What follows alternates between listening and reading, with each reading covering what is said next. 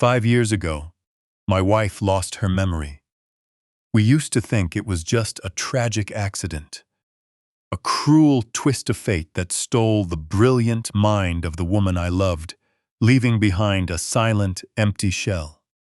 But yesterday, my daughter and son-in-law joined us for a visit with a new private concierge doctor. When my daughter stepped out of the living room to take an urgent tech business call from Silicon Valley, the doctor leaned across the marble coffee table. His face was as pale as paper. He stared straight into my eyes and warned me in a barely audible whisper, "Keep your wife away from your daughter." Before I could even process his words, before I could ask what he meant, the French doors opened.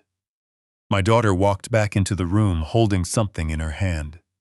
In that split second, my heart completely stopped. My name is Arthur Pendleton.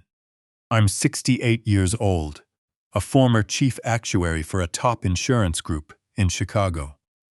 Even now, I'm still trying to process the absolute nightmare my life has become. Over a 40-year career, I built risk models for multinational corporations, evaluating catastrophic probabilities. I spent my life dealing with numbers, hidden liabilities, and mortality rates, confident that if my calculations were precise enough, I could build an unbreakable fortress for my family. But I never realized that the most devastating catastrophe would happen right under my own roof, orchestrated by the very child I spent my whole life protecting. Before I go on with this story, as a battle-tested old man, I hope my experience serves as a warning.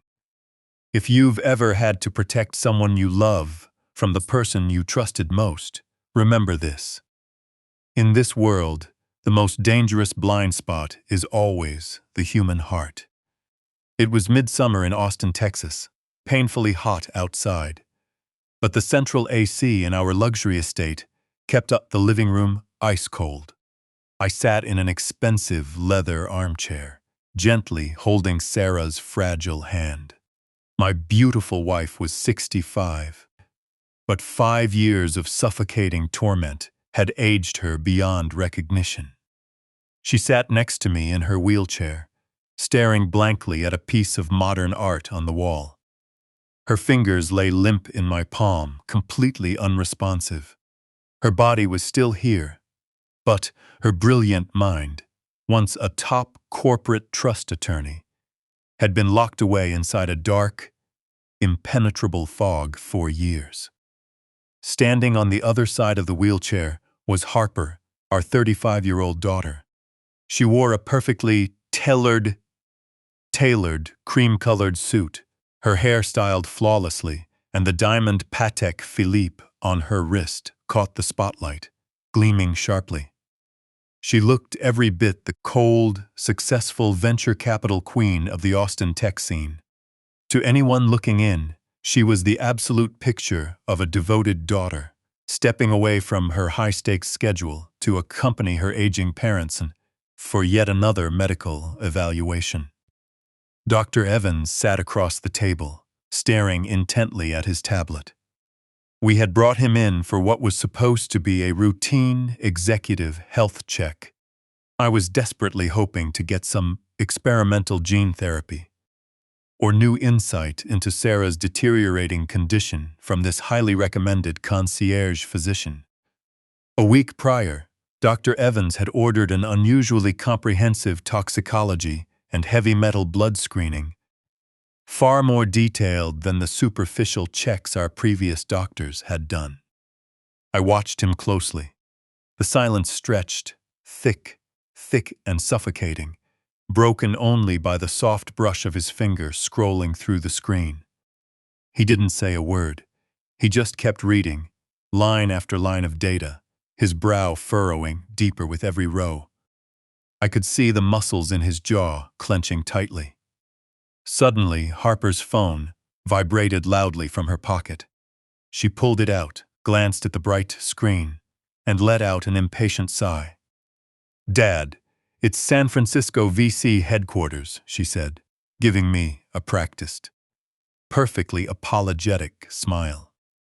"I have to take this. I'll be back in 2 minutes."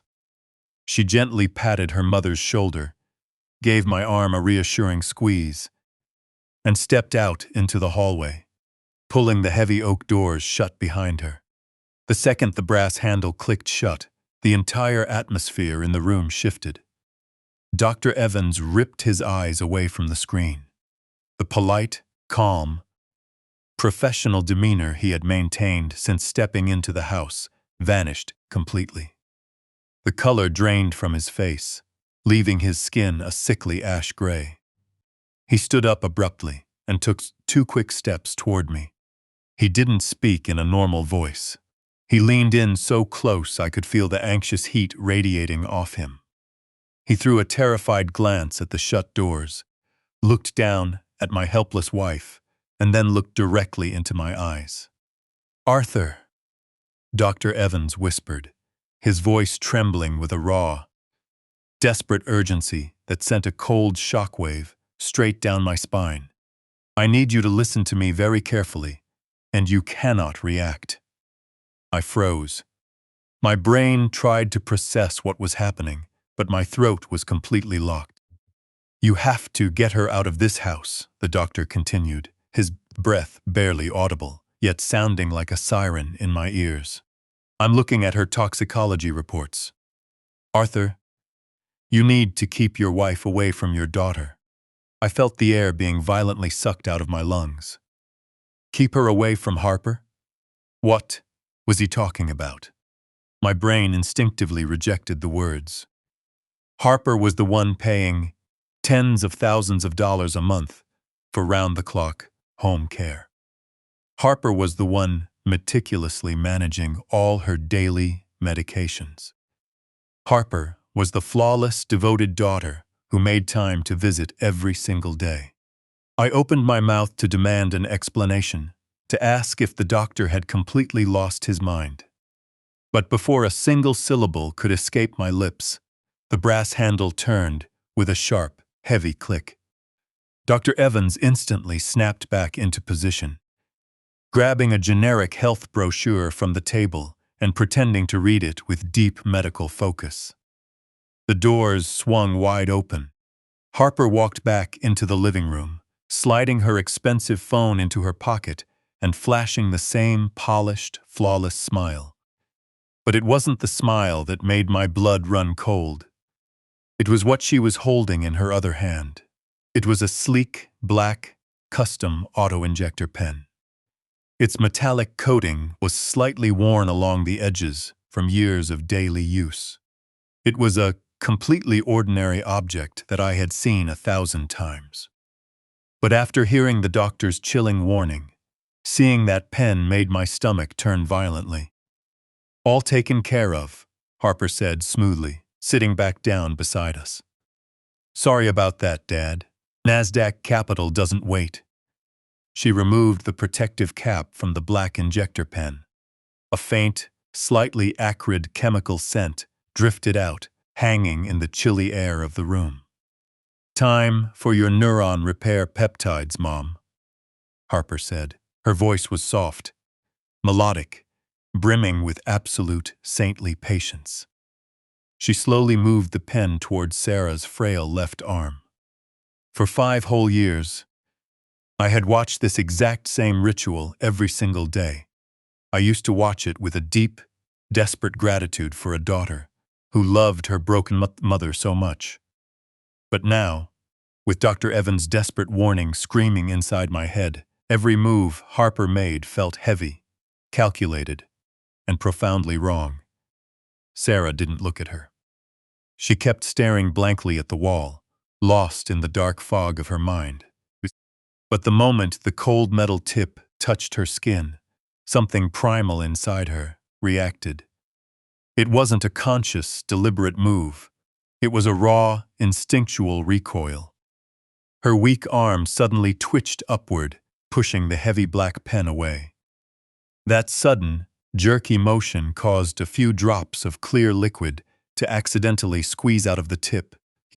2 large drops splashed directly onto the bare skin on the back of my hand. I clenched my teeth, forcing myself not to pull away or cry out. The liquid felt cool, but the exact second it seeped into my skin, it triggered a strange, sharp, burning sensation. It stung deeply, like a harsh chemical eating into an open wound. I looked down at my hand, watching the moisture sink into my pores, and my mind was violently thrown back to a rainy Thursday evening 5 years ago. I remembered the sickening smell of antiseptic in the ER. I remembered rushing into the trauma bay in a blind panic, seeing my brilliant, vibrant Sarah lying on a gurney covered in blood. That horrific highway crash had reportedly fractured her skull and ultimately destroyed her mind. Harper had been driving that night, emerging miraculously with only minor scratches. From that day on, ever since Sarah returned home from the hospital as a confused, terrified shell, Harper had taken over everything. Noti, she personally contacted a private longevity clinic in Costa Rica, sourcing this supposedly expensive biohacker peptide serum and coming over every single afternoon to administer it herself. She claimed it was a cutting-edge holistic therapy meant to repair damaged neural pathways. I never questioned it once. I was just an exhausted, grieving husband trying to keep my crumbling world together. But, as an actuary, I knew that beautiful financial statements could mask a bankrupt company's rotten balance sheet. A systemic collapse always leaves warning indicators before everything falls apart. Sitting in that ice-cold room, feeling the chemical burn on my hand, and seeing the unnatural stiffness in the doctor's terrified eyes, I realized my entire family was a shell company on the brink of a catastrophic liquidation. I looked up at Harper's face. She was using a fresh, white silk handkerchief to gently wipe the spilled liquid from Sarah's arm, her movements soft and meticulous. But her jaw was set tight, and there was a cold, utterly lifeless focus in her eyes that I had never truly noticed until this exact moment. She wasn't looking at a mother she loved. She was looking at a task she had to complete, a liability she had to manage. "Dad, is everything okay?" Harper caught my intense stare and asked. Her voice remained perfectly steady, perfectly disguised in innocence. I forced the muscles in my face to relax. I forced a tired, clueless smile. The smile of a broken old man, entirely dependent on his successful daughter. "I'm fine, Harper," I said, my voice remarkably stable despite the panic tearing through my chest. "Everything is fine. I'm just a little tired today." "Good," she murmured softly, turning her cold gaze back to her mother. "Come on, Mom. Let's finish this. It's for your own good." I sat in that suffocating silence, watching my wife receive the clear liquid, feeling the burn on my hand throb like a fire alarm. I didn't say another word. I just watched. But the actuary inside me, the man who had spent 40 years calculating risk, was fully awake. The actuarial model of my life had been completely forged, and I intended to tear down the curtain to find out who signed the fraudulent agreement that ruined my family. By late afternoon, Dr. Evans made an excuse about an emergency at his clinic and left. We didn't even exchange a word before he walked out. After dinner, an oppressive sense of forced normalcy hung over the house. Harper and her husband, Liam, a senior lobbyist dripping with expensive cologne, who moved effortlessly through political and corporate circles, sat in the spacious kitchen, sipping expensive California red wine while quietly discussing wire transfers for an offshore account. I used the doctor's evaluation as an excuse, claiming I was exhausted, and retired early to the master bedroom. I shut the thick walnut door, but I didn't even try to lie down. I paced in the dark, the silence of the house, pressing down on me like a physical weight. My mind was a chaotic storm of memories, medical reports, and the icy look in Harper's eyes during the injection. At my core, I am an actuary. My instincts had saved major conglomerates, tens of billions of dollars, over a 4-decade career. I knew how lies worked. An amateur looks at a polished balance sheet and marvels at the profit margins. But an actuary doesn't look at the surface numbers. We look for tiny discrepancies hidden in the footnotes, the flow of capital through offshore shells. Standing in the dark of my bedroom, I applied that absolute logic to my daughter. Harper had forged a masterclass of a financial statement.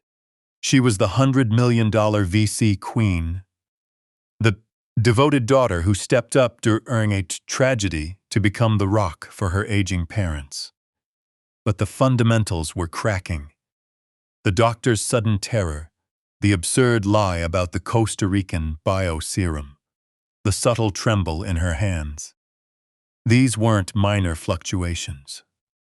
They were warning signs of an impending total collapse. I was certain of it. Around midnight, the 10,000-square-foot estate finally went quiet.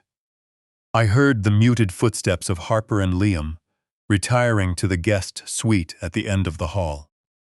I waited another 30 minutes, listening to the rhythmic ticking of the antique clock in the study, before silently opening my bedroom door. I paused in the shadows outside the kitchen. A dim pendant light glowed over the marble island. Liam was standing there in silk pajamas, holding the black injector pen. I watched from the dark as he walked over to a backup medical-grade mini-fridge inside the walk-in pantry. He placed the pen on the top shelf. Then, he did something that made me catch my breath. He pulled a small biometric lock with a fingerprint scanner from his pocket, snapped it over the stainless steel handle of the fridge, and locked it tight. He stared at the appliance for a long, calculating second before turning and walking away. Watching him lock that fridge with a biometric lock brought a buried, painful memory flooding back. 5 years ago, in the chaotic aftermath of Sarah's terrible accident, my entire world had come to a halt. She was in the ICU in a deep coma, her brain swollen, her life hanging by a thread. I couldn't leave her side. I was completely broken, unable to focus on anything except the steady beep of her heart monitor. At the time, as the sole co-trustee of our family's irrevocable trust, Sarah controlled over $80 million in tech patents and real estate assets. Seeing me in total despair, Harper offered to step in and handle the burden. She brought over an emergency medical and asset management agreement, urging me to sign so she could manage the trust's daily operations and handle the massive medical bills, while I focused entirely on caring for my wife. I signed it without reading a single page. I handed over our life's work, the entire family fortune, because I trusted my daughter to protect us. For 5 years, I let her handle everything, isolating myself inside this estate to serve as Sarah's primary caregiver. Now, standing in the dark of my own kitchen, a chilling truth washed over me. They weren't locking up a precious, expensive medicine to prevent accidental spills. They were locking up a highly dangerous substance to ensure nobody else in this house could ever touch it. They treated that black injector pen like a hazardous biological threat. It wasn't a cure. It was a tool of control. The terrifying pieces of the puzzle finally clicked together in my mind. The rapid transfer of the trust, my wife's complete isolation, the daily injections of a mysterious liquid that no outsider was ever allowed to inspect. She had trapped us in a prison of her own making, using deep family devotion as her cover. I slowly backed away toward my bedroom, my heart pounding at a dangerous new speed. The paralyzing grief and confusion that had haunted me since the doctor's visit vanished, replaced by a cold, burning clarity. I was no longer just a terrified, confused old man watching his wife slide into the abyss. I was a liquidator who just discovered his entire life was being maliciously shorted from the inside. I sat on the edge of the bed, staring at my hands. These hands had calculated risk probabilities capable of shifting entire industries. They were strong, precise, and fully capable of tearing down the twisted deception my daughter had built around us. I knew I couldn't confront her directly. She held the financial power, the medical power of attorney, and total legal control. If I challenged her now, she would only tighten the trap, perhaps forcing both of us into a facility to protect her secret. I had to operate inside her blind spot. She thought I was old, weak, and entirely dependent on her. She saw me as nothing more than a liability to be managed. I looked at the bedroom door and set my jaw. I was going to open that fridge. I was going to confirm my instincts, and I was going to find out exactly what poison my perfect daughter was feeding my wife. I waited in the pitch-black room until the faint blue light of the digital clock flashed 2 a.m. The sprawling estate was dead silent, sunk in that heavy, suffocating stillness that only comes in the dead of night. My heart hammered against my ribs, a feeling I hadn't experienced since making high-stakes hedges on the floor of the Chicago Options Exchange in my youth. I had sat motionless in the dark for 2 hours, meticulously planning my every move.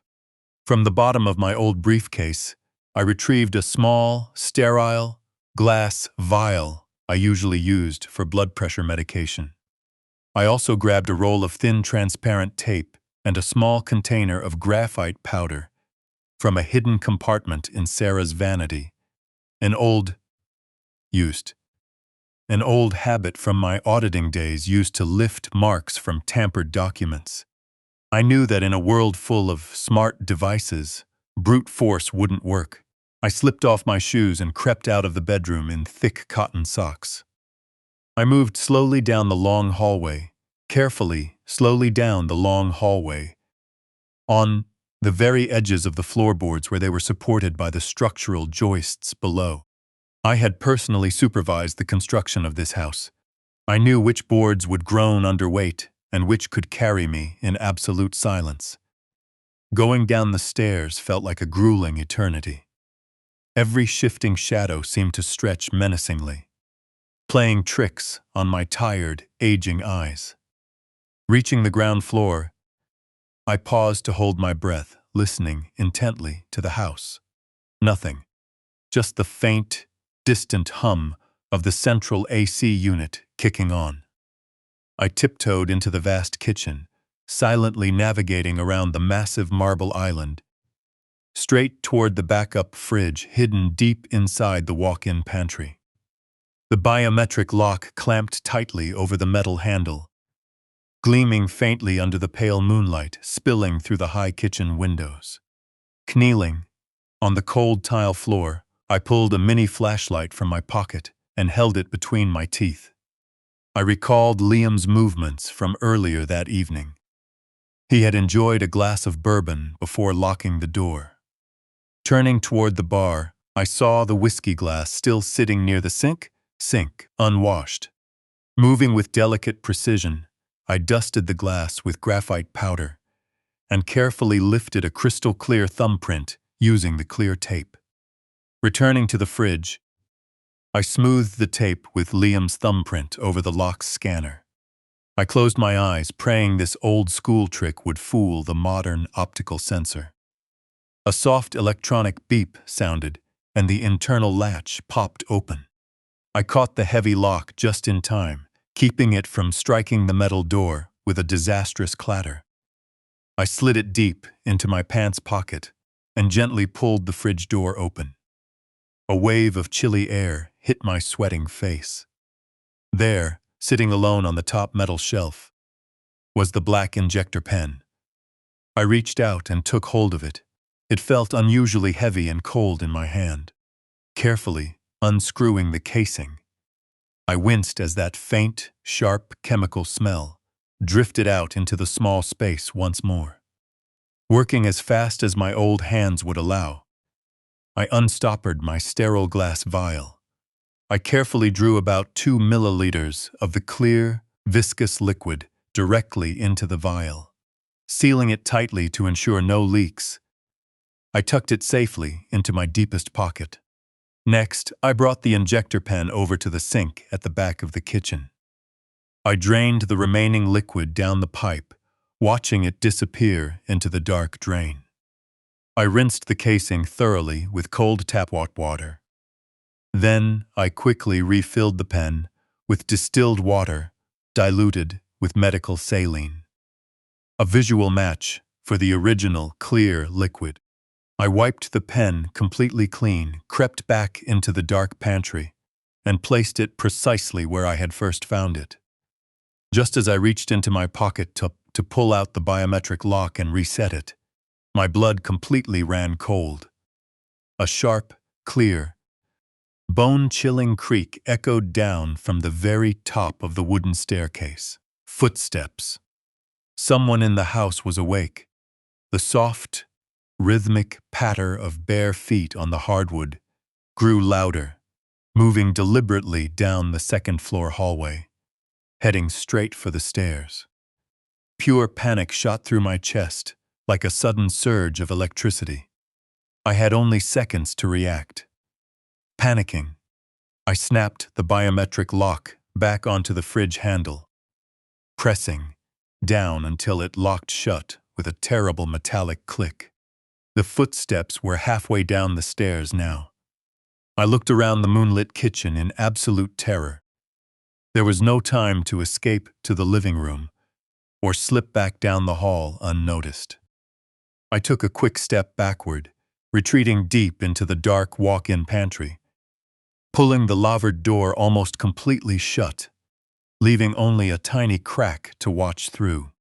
I pressed my back as hard as I could against the cold wooden shelving, shrinking myself completely behind a wall of tall cereal boxes and canned goods. I held my breath, clamping my hands over my mouth to smother the sound of my heavy, terrified breathing. Through the narrow slit in the wooden louvers, I saw the overhead recessed lights in the kitchen flash on. A harsh, unforgiving glare flooded the entire room. Liam stepped straight into my narrow line of sight. He was wearing his silk pajamas, his sharp, calculating features illuminated with terrifying clarity under the bright ceiling lights. He walked straight toward the kitchen island, opened a wooden cabinet, and pulled out a glass. Slowly, he made his way over to the sink and turned on the faucet. In that agonizing, heart-stopping second, he froze completely. He stood there, staring straight down into the stainless steel sink, looking right at the exact spot where I had just drained every drop of the liquid from the injector pen. I squeezed my eyes shut, praying to whatever higher power might be listening that I had managed to flush away every last trace of that toxic drug. As a career actuary, I had spent my entire life relying strictly on precise calculations, undeniable facts, and guaranteed risk controls. I had never relied on sheer luck. But in that terrifying, suffocating moment, blind luck was the only thing standing between my family's dark reality and a violent explosion. The silence in the house felt unbearably heavy, thick with unspoken secrets and vicious intent. I could feel the cold glass of that sterile vial pressing hard against my thigh, a tiny vessel holding a horrific mystery that had the power to shatter my entire world. I thought of Sarah, lying completely helpless in the bedroom directly above us. Entirely unaware of the chemical prison her own daughter had locked her in. The absolute magnitude of the betrayal made me physically sick. I had to stay calm. I had to maintain total composure. I took a slow, quiet breath to steady my frayed nerves. My heart was pounding against my ribs so violently. I was certain he would hear the thumping from across the room. I gripped the glass vial in my pocket, my fingers desperate, clinging to it like a lifeline. Liam stood there for what felt like an absolute eternity, slowly sipping his water while his cold eyes swept across the dark corners of the silent kitchen. He took a slow, deliberate step toward the closed pantry door. My entire body locked up. If he pulled this door open, it was over. The critical element of surprise would be gone, and my daughter would know I was on to her disgusting, twisted game. Thank God. He stopped. He set the empty glass down on the marble countertop, killed the bright kitchen lights, and silently walked away. I listened as the soft patter of his footsteps faded up the wooden stairs, eventually dissolving into the deep silence above. I slid down the pantry wall, collapsing onto the cold tile floor while clutching the sterile vial. I had the evidence. Now, I needed the absolute truth. The morning sun seeped through the thick curtains of the master bedroom, casting long, sharp shadows across the hardwood floor. I sat in my usual armchair, holding a cooling cup of black coffee, waiting for the daily ritual to begin. At 9 o'clock sharp, the heavy oak door creaked open. Harper walked in wearing a tailored charcoal suit, radiating the effortless confidence of a woman who believes she has the whole world in the palm of her hand. In her right hand, she held the black injector pen. I watched her walk over to Sarah's bedside, my heart beating out a steady, painful rhythm.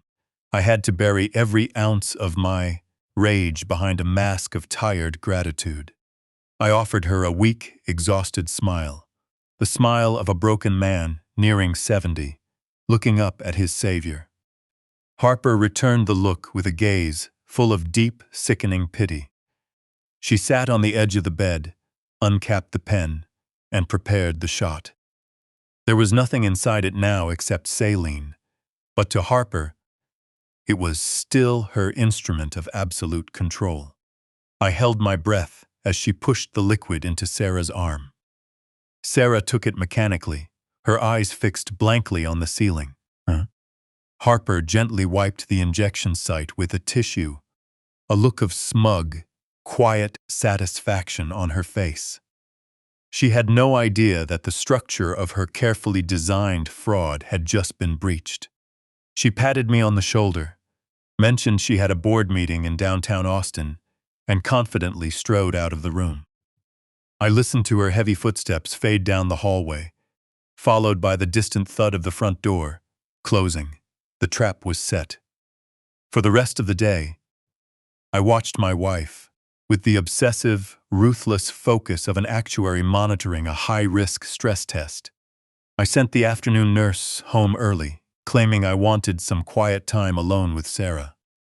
Pulling my chair up to her bedside, I tracked her every breath and every subtle twitch of her muscles. For the first few hours, nothing happened. The heavy, oppressive fog of the past 5 years seemed entirely undisturbed. She just lay there silently, staring blankly at the wall. Doubt began to creep into the edges of my mind. What if I was wrong? What if her condition really was a tragic, irreversible neurological decline? But as the late afternoon sun began to sink below the horizon, bathing the room in a dim orange glow, I noticed the first microscopic crack in the deception. The chronic, severe tremors that usually racked her hands before dinner were completely gone. Her fingers rested perfectly still on the white cotton sheet. Her breathing, normally shallow and incredibly irregular, had deepened into a steady, natural rhythm. The tight, rigid muscles in her jaw slowly relaxed. I froze in my chair, terrified to make a sound, terrified to break whatever fragile process was unfolding inside her mind. The chemical chains were finally dissolving. I didn't sleep. Long after the sun went down, I refused to eat, refusing to look away for even a single second. The house fell into a deep, heavy silence, but my mind was screaming with a potent mix of overwhelming hope and absolute terror. I was waiting for a ghost to walk back into the world. Time moved agonizingly slow. Midnight passed, then 1 in the morning, then 2. My eyes burned with exhaustion, but I forced them to stay open. The digital clock on the nightstand cast a harsh red glow across the pitch-black room. At 4 in the morning sharp, the impossible finally happened. The quiet rhythm of the room was shattered by a sudden, sharp gasp for air. I sat bolt upright in my chair, my heart jumping straight into my throat. Sarah moved violently beneath the heavy blankets. The slow, mechanical movements of the last 5 years were gone. In a burst of frantic, uncoordinated energy, she threw the covers off her chest. I lunged forward, dropping directly to my knees beside the bed, my hands hovering just above her trembling shoulders. Sarah slowly turned her head toward me. The faint moonlight from the window caught her face, and I stopped breathing altogether. The thick, impenetrable haze that had clouded her eyes for 5 years was completely gone. Her eyes were sharp, clear, and intensely focused. But they weren't filled with the warm, loving recognition I had spent endless, sleepless nights praying for. Her eyes were wide, her pupils dilated, filled with a raw, absolute terror. It was a look of pure, unadulterated panic, like someone who had just woken up locked inside a burning building. Arthur. My name. She had called my name. It was a raspy, fragile whisper. Severely damaged from years of complete silence, but it was undeniably her voice. The shock hit me so hard I felt physically dizzy. I reached out to gently touch her face, to tell her she was safe, to tell her I was right here. But before my fingers could touch her cheek, she lunged forward. Her thin, bony hands shot out of the dark and grabbed the collar of my shirt. The sheer, desperate strength of her grip was terrifying. She yanked me down toward her face, her chest heaving with fast, panicked breaths. Her eyes searched the dark room frantically, scanning the shadows as if expecting a predator to jump out from the corner. She looked at me, her expression contorted in absolute agony. Her lips trembled violently as she tried to force her vocal cords to work. I leaned closer, my ear hovering inches from her mouth, completely paralyzed by the sheer gravity of the moment. She tightened her desperate grip on my collar, her knuckles turning white. "The ledger," she gasped, forcing the word out. It was a single, broken word, pushed out using the very last bit of energy she had left. The ledger. Before I could ask her what she meant, before I could beg her to keep going, a sudden, violent spasm tore through her entire body. A massive, excruciating migraine visibly struck her. She let out a sharp, painful cry, and her hands immediately let go of my shirt, reaching up desperately to clutch both sides of her head. Her back arched violently off the mattress, her eyes rolling back as the overwhelming pain short-circuited her recovering brain. Then, just as quickly as she had come back to me, she collapsed back onto the pillow, slipping instantly into a deep, heavy state of unconsciousness. I was left kneeling on the hard floor, completely alone, in the cold dark, my hands shaking violently.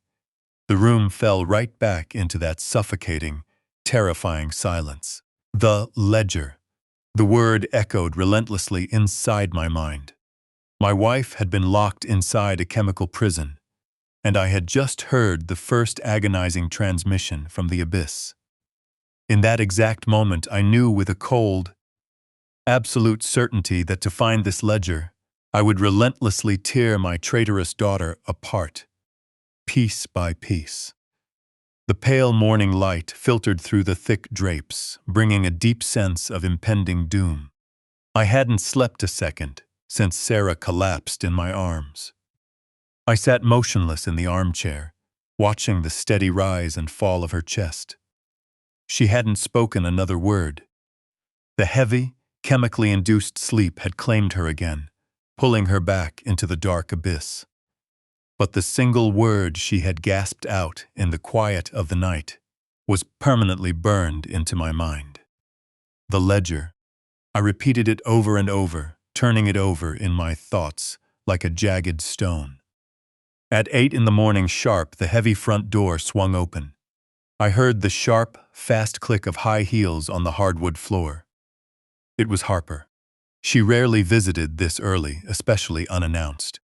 I quickly wiped my face, rubbed my eyes, and put on the mask of a tired, helpless old man before stepping into the hallway to intercept her. Harper stood in the foyer, holding a fresh white bakery box. "Good morning, Dad," she said in that manufactured sweet tone. "I brought some fresh croissants from the bakery downtown. Thought you might need a little pick-me-up after yesterday." I offered a weak, trembling smile, taking the box with a shaky hand. "You're too kind, Harper," I whispered. "I'm just so tired today. I'll put these in the kitchen." I turned toward the master bedroom, deliberately leaving the door cracked open. A few minutes later, Harper walked in behind me, carrying 2 mugs of steaming black coffee. She stepped into the bedroom, her gaze instantly shooting to Sarah, resting against the pillows. Sarah was still motionless, but the complete, lifeless rigidity was gone. Her hands rested softly on her lap, and her chest rose and fell in a natural, steady rhythm. Harper walked to the bedside and set the coffee down on the nightstand. "Good morning, Mom," she called softly, leaning down slightly. Sarah didn't speak, but her head turned. It was a slow, deliberate movement. Her eyes locked directly onto Harper. That blank, lifeless stare was completely gone. Instead, a flash of pure, unadulterated awareness washed across my wife's face. Her brow furrowed and a tiny, barely audible sound escaped her throat. It wasn't a word, just a faint vocalization filled with recognition and terror. Zzz. The reaction was instantaneous. Harper recoiled as if she had been physically struck. The polished mask of the perfect venture capitalist shattered completely in a fraction of a second. The color drained from her face, leaving a sickening ash gray. She stared at Sarah, her breath catching visibly in her throat. "Dad," Harper stammered, her voice completely stripped of its usual melody. "Has she been like this all morning? Has she moved?" I played my role to perfection. I shuffled forward slowly, looking confused and deeply worried. "Like what, Harper?" I asked, my voice trembling. "She seems a lot calmer today, don't you think? Maybe the new doctor was right, and we should adjust our expectations." Harper didn't answer me. She practically sprinted out of the bedroom, her heels clicking frantically down the hallway. I followed her quietly, staying in the shadows of the corridor. I watched as she practically tore into the kitchen, heading straight for the walk-in pantry. She stared at the locked back-up fridge, grabbing the handle and yanking on it to ensure the heavy biometric lock was still secure. Then she yanked her phone out of her Hermes handbag. Her thumb flew across the glowing screen at a frantic, desperate speed. Her entire body was shaking with raw panic. She paced back and forth in front of the marble island, biting her thumb claw as she waited for a response. The trap had finally been sprung, and the rat was just starting to scurry. Barely 3 hours later, the heavy front door was thrown open again. Liam strode into the house, his face a carefully orchestrated mask of anger, disguised as extreme medical concern. He wasn't wearing his usual high-end tailored suit, just dark slacks and a rumpled shirt. He looked completely out of control. Harper trailed, right behind him, dramatically wringing her hands, putting on a show of intense anxiety.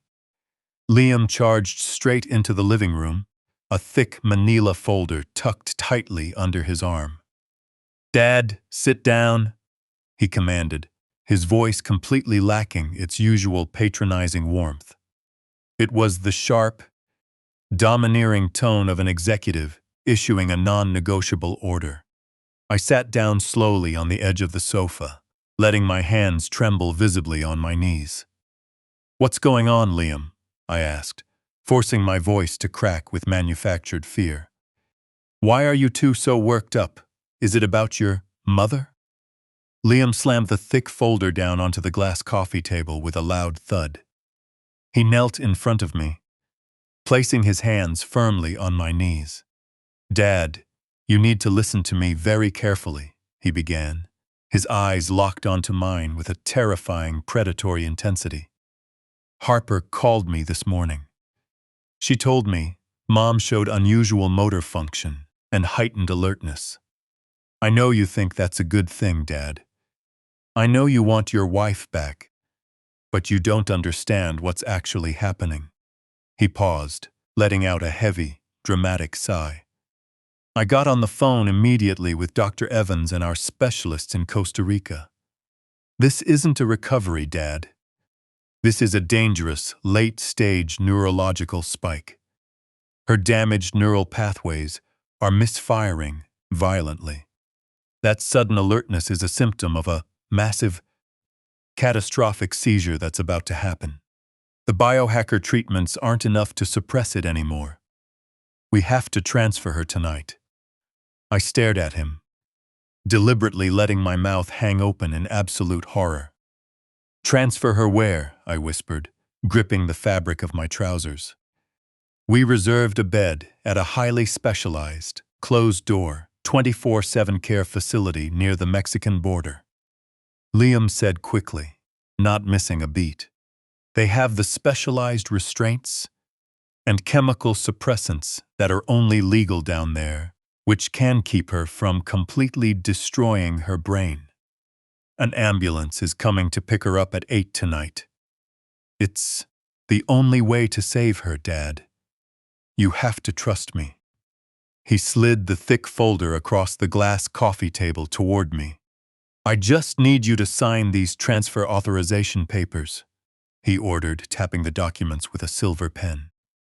"It grants me medical power of attorney to facilitate the transfer and authorizes the heavy sedatives they have to use during transport. Just sign on the last page, Dad. We don't have time to waste."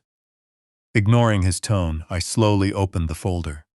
The first 3 pages were just standard medical transfer forms. But when I turned to the 4th page, my blood ran completely cold. Tucked away inside a paragraph about emergency power of attorney was a clause for the permanent transfer of asset management rights. They were trying to take my wife away, and they were trying to steal every last cent of my remaining wealth. I stared at the heavy black ink on the 4th page of that legal document. The permanent transfer of asset management. The words blurred as the horrifying scope of my daughter's plan came into sharp focus. They weren't just sending my wife to a high-security facility out of the country to cover up her recovery. They were staging a hostile takeover of my entire remaining fortune. Liam was using a fabricated medical emergency to force me to sign away my financial independence, my house, and my ability to fight back. If I confronted him right now, if I shoved these papers back in his face and accused him of poisoning his mother-in-law, I would lose everything. He had de facto medical power of attorney, forged documents from the clinic, and the physical power to overpower me. I was a 68-year-old man standing alone in my living room against a cold-blooded corporate broker and his equally vicious wife. I needed time. I needed a window to spring the trap using the glass vial sitting in my pocket. I took a deep breath, letting the air rattle in my lungs. I let the heavy manila folder slip from my trembling fingers. It hit the glass coffee table with a pathetic thud. I collapsed forward, burying my face in my wrinkled hands. I forced my shoulders to shake, drawing on every ounce of real grief and terror. I felt for Sarah to produce real tears. When I looked back up at my son-in-law, my eyes were bloodshot and brimming with tears. I let a long, pathetic sob break from my lips. "Liam," I gasped, my voice faint and completely broken. "You can't do this tonight. You can't just take her away from me in the dark like a common criminal. She's my wife. She's been my whole world for over 40 years. Liam crossed his arms tightly, his face hardening into a mask of pure impatience. He glanced at Harper, who rolled her eyes and let out a sharp, annoyed sigh. "Dad, we've already discussed this," Liam said, his tone dripping with sickening exhaustion. "This is a medical necessity. If we don't move her immediately, she could suffer a fatal aneurysm. The doctors have already arranged the transport team. You aren't thinking logically. You're letting your emotions jeopardize her life." I dropped directly to my knees on the expensive Persian rug. This physical submission was my ultimate display of manufactured surrender.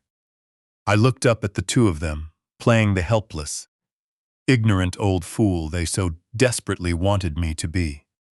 "3 days," I begged, letting my voice crack and rise in absolute desperation. "Just give me 3 more days. Let me say goodbye to her, in this house we built together. Let me sit by her side and read her favorite book one last time. If you take her tonight, the shock will kill me, Liam. I swear it will kill me." Harper stepped forward, looking down at me with utter disgust. "Liam, we can't delay the transfer. The deposit for the private facility has already been wired. If we wait, we lose the reservation, and Mom could suffer another episode." "Let him have his 3 days, Harper," Liam interrupted smoothly, holding up a hand to quiet his wife. He looked down at me, his eyes flashing with the arrogant thrill of absolute victory.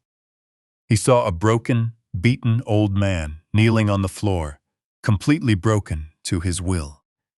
He believed his carefully designed trap was entirely unbreakable. He believed he had won. "I'll call the clinic and buy you a full 72 hours, Dad," Liam continued, his voice adopting that sickeningly reasonable tone once more. "But you have to sign the transfer authorization papers right now. All of them.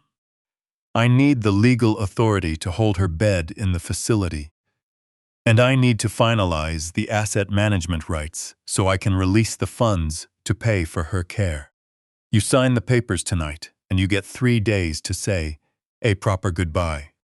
After that, the transport team comes, and you don't interfere. Do we have a deal?" I nodded rapidly, wiping the wet tears from my face with the back of a trembling hand. "Yes," I whispered. "Yes, whatever you need, Liam. Just please let me keep her here until Friday." Liam snatched the manila folder off the coffee table, shoved it straight against my chest, clicked his expensive silver pen, and pressed it into my palm. I took the heavy pen, letting my fingers fumble clumsily over the smooth metal casing.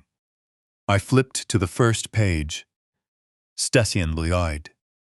Staring at the yellow sticky notes Harper meticulously placed beside every line requiring a signature, I took a deep, shaky breath and pressed the pen to the paper.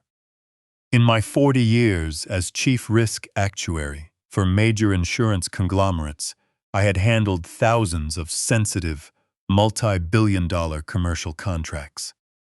In the ruthless world of finance, fraudulent documents and hostile takeovers were a constant threat. To protect myself and the family trust, my corporate lawyers and I had legally registered a very specific, highly classified security measure. My legally binding signature required a unique, unbroken loop connecting the suffix censure directly to my last name, Pendleton. Any document I signed without that specific censure suffix was legally void, classified by my legal team as a draft variant used solely for preliminary, non-cognizant negotiations. Harper knew nothing about this.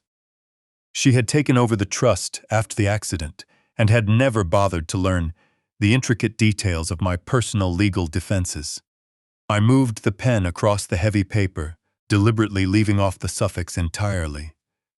I signed my name in a shaky, jagged script, making it look like the desperate handwriting of a terrified old man.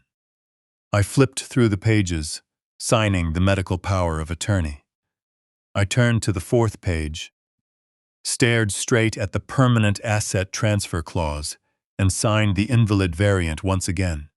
I repeated the deliberate mistake success on every single line, then handed the folder back to my daughter, with a look of pathetic defeat.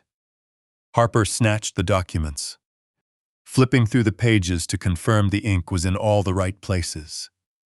A chilling smile spread across her polished face. "Thank you, Dad," she said smoothly. "You made the right choice. We'll see you Friday morning with the transport team. Don't do anything foolish." I sat on the floor, watching Harper and Liam stride out of the living room. The heavy front door slammed shut behind them, sealing the house in silence. I stayed on my knees, listening to the distant sound of their Porsche pulling out of the driveway. The moment the faint hum of the engine faded into the night, the trembling in my hands stopped. The tears on my face dried up. I stood up smoothly and squared my shoulders. The helpless old man was gone, replaced by the cold, calculating actuary. They had given me 3 days. That was all the time I needed to utterly destroy them. The heavy front door clicked shut. Harper and Liam were gone. I stood up from the rug. I had 72 hours before the transport team came for Sarah.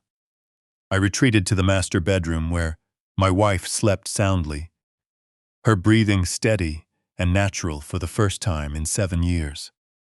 The sterile glass vial still burned in my pocket, heavy with the toxic secret that had stolen her mind. The next morning brought a pale, gray light. I knew Harper too well to believe she would leave us unmonitored. The house was integrated with a top-of-the-line smart system, and Harper undoubtedly controlled access to the external cameras. I had to assume eyes were watching my every move. For the first few hours, I played my assigned role to perfection. I shuffled through the kitchen in worn slippers, shoulders slouched in defeat, pouring a cup of black coffee with deliberately trembling hands. I sat at the island, staring blankly at the marble countertop, looking like a broken, grieving husband preparing for the ultimate loss. Around 9 in the morning, I began a routine chore that would serve as my cover. I methodically collected the kitchen trash, tying off the heavy plastic bag. Reaching deep into my pocket, my fingers wrapped tightly around the cold glass of the sterile vial. Carefully, I transferred it to the inner chest pocket of my heavy cardigan, zipping it shut securely. I hauled the heavy trash bag, slowly dragging my feet toward the back door. The morning air was crisp and cold, carrying the faint scent of rain.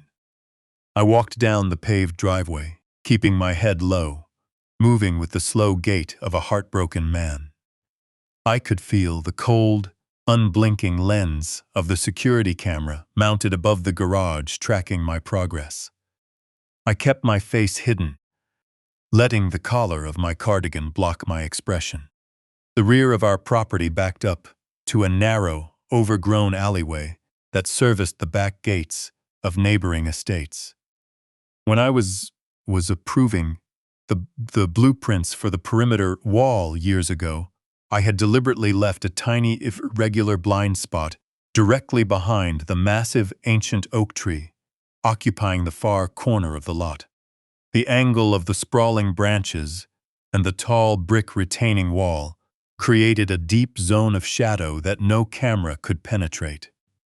I walked up to the large plastic trash bins leaning against the brick wall. Lifting the heavy lid, I tossed the trash bag inside with a loud, hollow thud. I paused, taking a long, slow breath, then took 3 quick steps backward, stepping decisively into the thick shadows behind the ancient oak.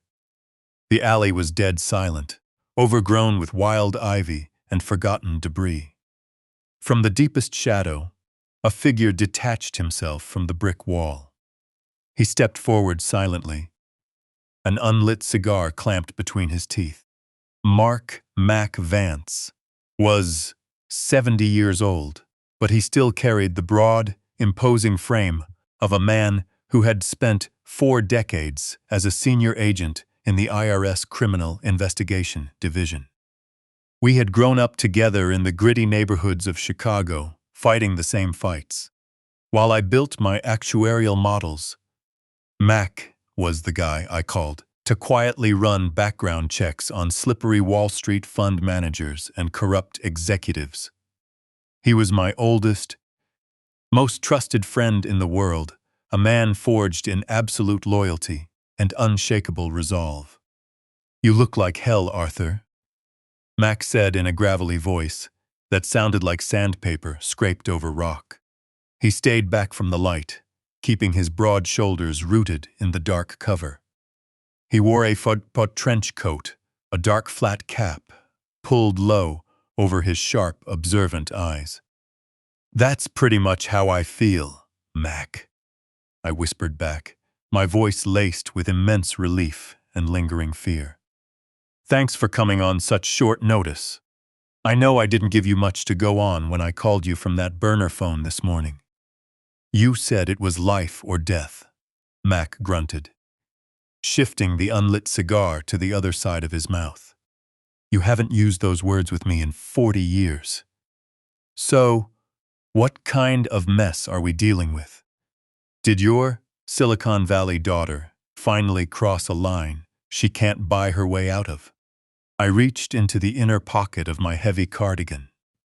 My fingers trembled slightly as I pulled out the sterile glass vial.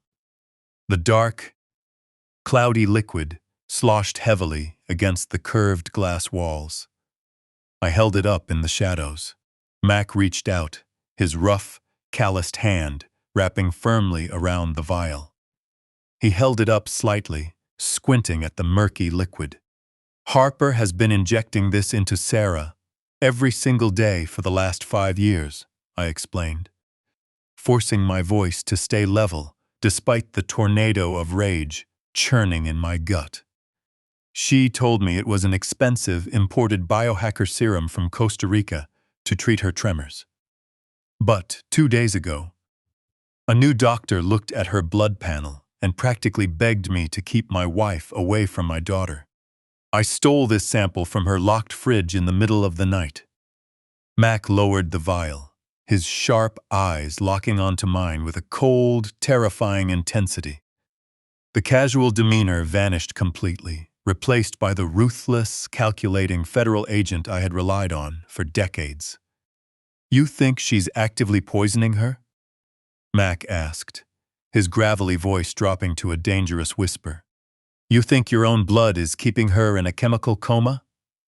"I don't just think it, Mac. I know it," I replied, my voice hard as steel. Last night, Sarah woke up.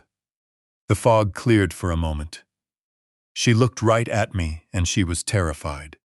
"Harper is moving her to a closed-door facility in Mexico this Friday to cover her tracks. And she's trying to use the transfer to steal every last cent of my remaining trust assets. I gave her an invalid signature on the paperwork to buy myself 72 hours. Mac let out a low, dark whistle, tucking the glass vial deep into the pocket of his faded trench coat. An invalid signature. The old draft variant trick. You were always a clever bastard, Arthur. But 72 hours isn't much time to tear down a fortress. That's why I need you. I need you to run a complete toxicology screen on that liquid. I can't use any local diagnostic clinics. Harper's connections run deep. If I send it to a standard lab, her people will flag my name immediately, and the sample will disappear before it ever touches a microscope. Mac nodded coldly, stepping back into the shadows. I'll get you the absolute truth, Arthur, he whispered, vanishing completely into the damp morning fog. I watched Mac disappear before turning to walk back toward the house. My hands were empty, but my mind was flooded with a terrifying clarity. I had 72 hours to dismantle the fortress my daughter had built around my family. Step 1 was securing undeniable proof of her actions within these walls. I couldn't rely solely on a private toxicology report. A chemical analysis would tell me what was in the injector pen, but I needed to see exactly how Harper and Liam operated when they thought no one was watching. I needed eyes in the dark. Later that morning, I told Harper I was heading to the pharmacy to pick up my blood pressure medication. She offered to drive me, her voice dripping with fake concern. But I stubbornly refused, playing the part of a proud, irritable old man clinging to his last shred of independence. She yielded, eager to have the house to herself so she could finalize the logistics for the psychiatric transfer to the Mexican border. I drove straight to a specialized electronics retailer on the edge of the city. Bypassing the consumer security aisle entirely, I asked to speak directly with the store manager, a man who had provided discreet corporate counter-surveillance equipment for my firm years ago. I purchased 4 military-grade microcameras. They were sophisticated pieces of hardware, smaller than a dime, equipped with ultra-high-definition lenses, thermal night vision, and encrypted wireless transmitters that streamed live feeds directly to my tablet. I returned home right at noon. The house was quiet. Harper was upstairs on a lengthy business call, and Liam was at his lobbying firm's office. I knew I had a brief, fragile window of opportunity. Retreating to my workshop in the basement, I unpacked my tools. For 40 years, I had designed complex financial risk networks. Understanding the most vulnerable backdoors in a system was second nature. Retrofitting a few micro-cameras into existing home fixtures was elementary work for an actuary's rigorous mind. I disassembled the hardwired smoke detectors I had carefully unscrewed from the ceiling earlier. Methodically, I integrated the micro-camera modules directly into the slotted plastic vents of the detector housings, seamlessly wiring them into the house's continuous electrical current. These units would never need a battery change. They would record endlessly, hidden completely in plain sight. I moved through the house like a ghost, with silent, deliberate precision. I installed the first modified smoke detector directly above the marble kitchen island, giving me a perfect, unobstructed view of the backup fridge. I placed the second camera in my old home office, a room Harper had arrogantly commandeered to manage her venture capital fund. Finally, I slipped into the master bedroom. Sarah was sleeping soundly.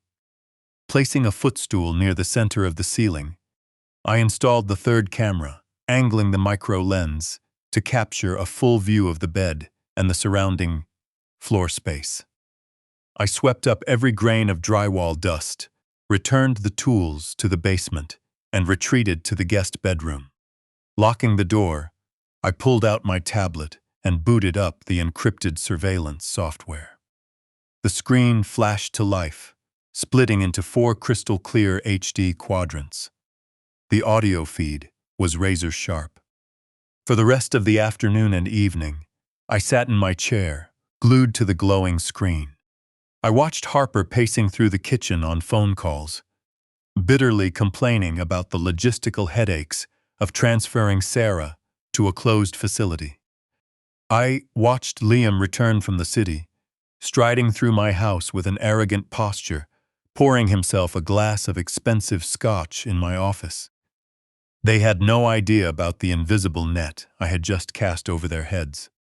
Night fell, plunging the massive suburban estate into darkness. The micro-cameras automatically flipped into thermal night vision, rendering the rooms in sharp, glowing shades of green and white. I sat in the pitch-black guest room, the bright screen of the tablet illuminating my worn face. Past midnight, the house fell completely silent. Hour after hour ticked by. I refused to close my eyes, fueled by a potent mix of adrenaline and pure unadulterated rage. I was waiting for the inevitable moment when their perfect masks would slip. At 2 a.m. sharp, the top left quadrant of the screen flickered with movement. The hallway camera caught 2 glowing thermal figures moving silently toward the master bedroom. It was Harper and Liam. My heart hammered against my ribs as I quickly tapped the screen, maximizing the feed from Sarah's room. The heavy wooden door creaked open, and they stepped inside. The room was bathed in the eerie green hue of the night vision lens. Sarah lay motionless on the bed. Liam stood near the foot of the bed, arms crossed tightly over his chest, looking down at his mother-in-law, with an expression totally devoid of human empathy. Harper walked over to the nightstand, checking a row of medical monitors and pill bottles. The hypersensitive microphones picked up the faint rustle of their clothes. Then Harper spoke. Her voice was a harsh, venomous hiss, completely stripped of the sweet, accommodating tone she used during the day. "The old man is getting suspicious," Harper whispered viciously, glaring at her husband across the bed. "He asked too many questions in the car yesterday. And that little performance he put on in the living room, begging for 3 more days. He's trying to buy time. I know it. He's a pathetic fool, but he isn't completely stupid." Liam let out a low, contemptuous chuckle, running a hand through his styled hair. "Let him be suspicious," Harper said dismissively. "He signed the asset transfer papers. We have legal power of attorney. In 72 hours, she'll be safely locked away in the Mexican facility, totally with unreachable, and his entire $80 million trust estate will be under our control permanently. It doesn't matter what he suspects anymore.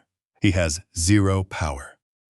Harper leaned down over Sarah, her face hovering inches above my helpless wife. I watched the screen in horror as Harper reached into the deep pocket of her silk robe. She pulled out a small, unlabeled plastic bottle filled with pills. "We can't risk a single thing right now," Harper hissed, her voice trembling with a dark, vicious urgency. "Did you see her eyes this morning? The biological peptides are wearing off. Triple her dose tonight. She can't be allowed to recall the password to that cold storage wallet." I felt the blood freeze solid in my veins. My hands gripped the tablet so hard my knuckles turned ghostly white. Cold storage, a hardware wallet. My mind rolled back violently to 5 years ago. Just before that devastating car crash, Sarah had finalized a complex restructure of our assets. She digitized a significant portion of our core holdings, locking them away in an offshore, encrypted hardware wallet that no bank could track. If that wallet were ever accessed, the paper trail would instantly expose the massive financial void inside Harper's venture capital firm. If Sarah recovered her cognitive function If she remembered that password, Harper would lose total control of my trust assets. She would lose her only hope of covering up her financial black hole. That so-called tragic accident was suddenly cast in a sinister, murderous light. Did the car really lose control on a rainy road, or was it deliberately driven off the pavement? I stared at the screen in silent horror as Liam nodded slowly, taking the plastic pill bottle from his wife's hands.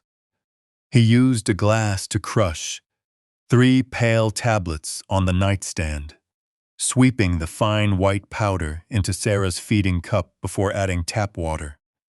He forced the liquid past her lips, gently massaging her throat, to ensure she swallowed every single drop. They stayed for a few more minutes, whispering low to confirm the upcoming psychiatric transport, completely unaware that I had recorded every second of their betrayal. Once they shut off the lights and left the room, leaving my wife to sink back into an unnatural stupor, I collapsed into my chair. I sat in the pitch-black guest room, my blood cold as glacial ice.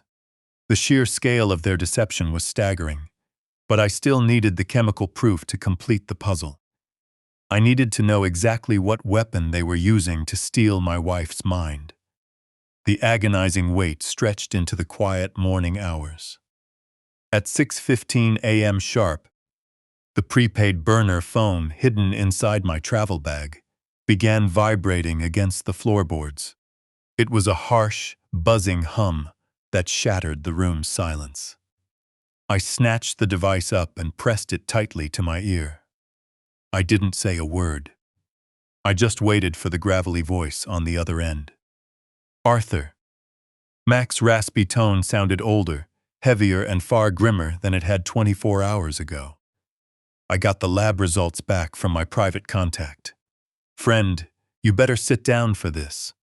I'm already sitting, Mac, I replied, my voice a hollow whisper. Tell me exactly what was in that injector pen. Give me the unvarnished truth.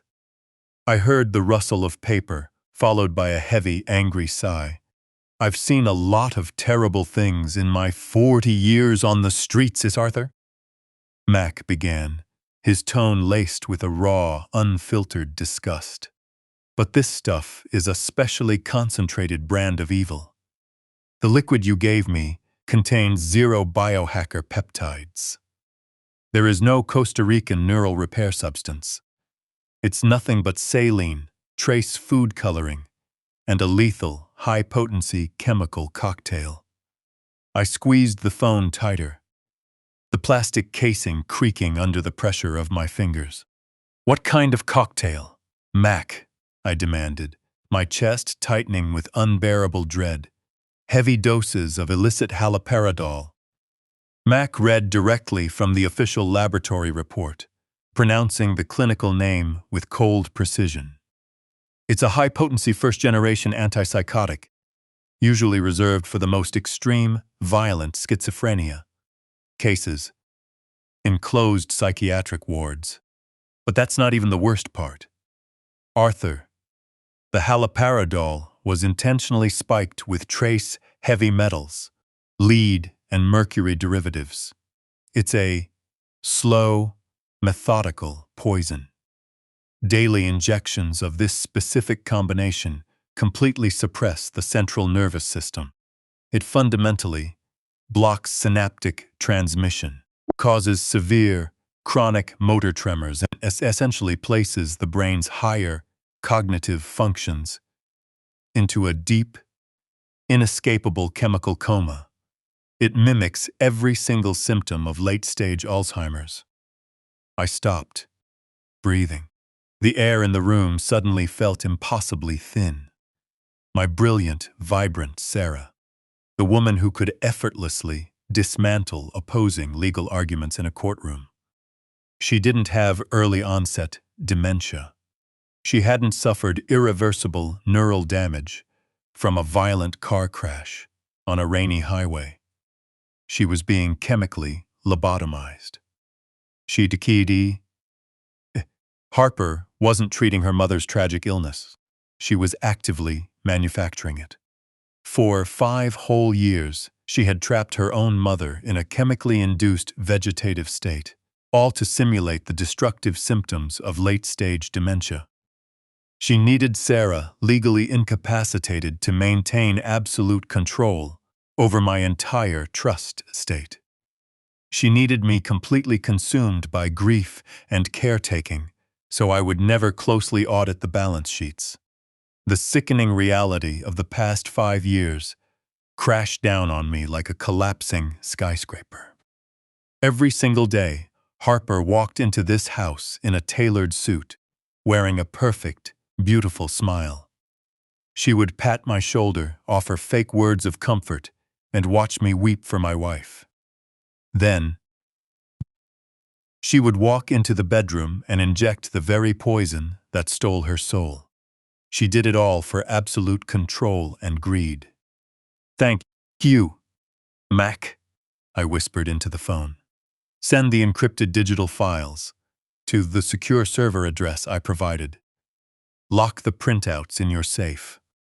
"I'll guard them with my life, Arthur," Mac answered, his voice firm and decisive. "Give that monster what she deserves." The call disconnected with a sharp click.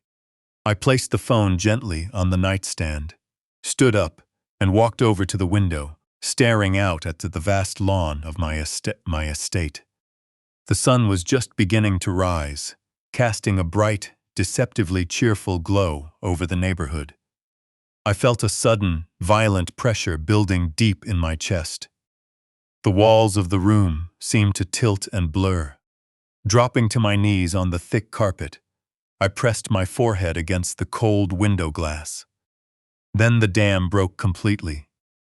I broke down in silent, agonizing tears. My shoulders shook violently as massive, silent sobs racked my aging frame. I wept for the 5 years of life cruelly stolen from my wife.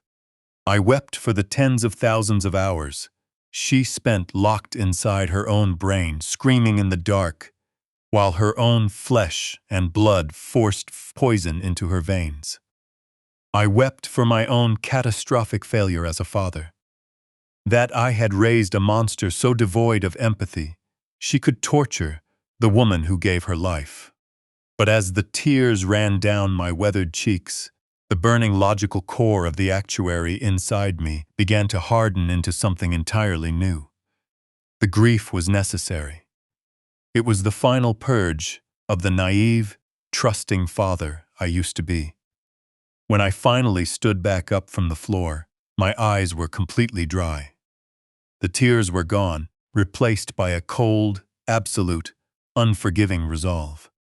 I knew how to trigger a controlled demolition, and I intended to bring her entire stolen empire crashing down directly on her head.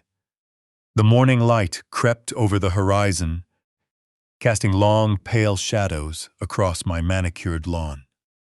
I stayed by the window for a few extra minutes, letting the ice-cold reality of my new existence settle deep into my bones.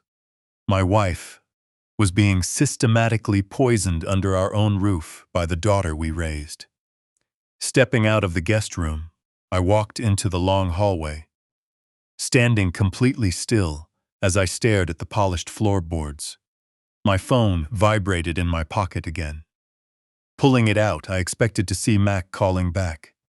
Instead, an unknown encrypted number flashed on the screen. I brought the phone to my ear, remaining entirely silent. "Mr. Pendleton." A quiet, tense voice came through the line. It was Dr. Evans. He was calling on a secure, untraceable line. "Are you somewhere completely private?" "Yes, Dr. Evans," I answered, stepping back into the guest room and locking the heavy door behind me. "I'm alone. What did you find?" I heard the rustle of heavy paper over the receiver. "After I left your home, I couldn't stop thinking about your wife's condition," Dr. Evans explained, his voice dropping to a harsh whisper. The heavy metal toxicity in her preliminary screening made zero medical sense for a standard neurodegenerative disease. I stayed up all night.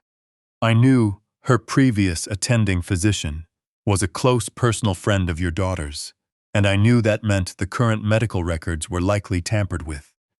So last night, I bypassed the current digital files entirely.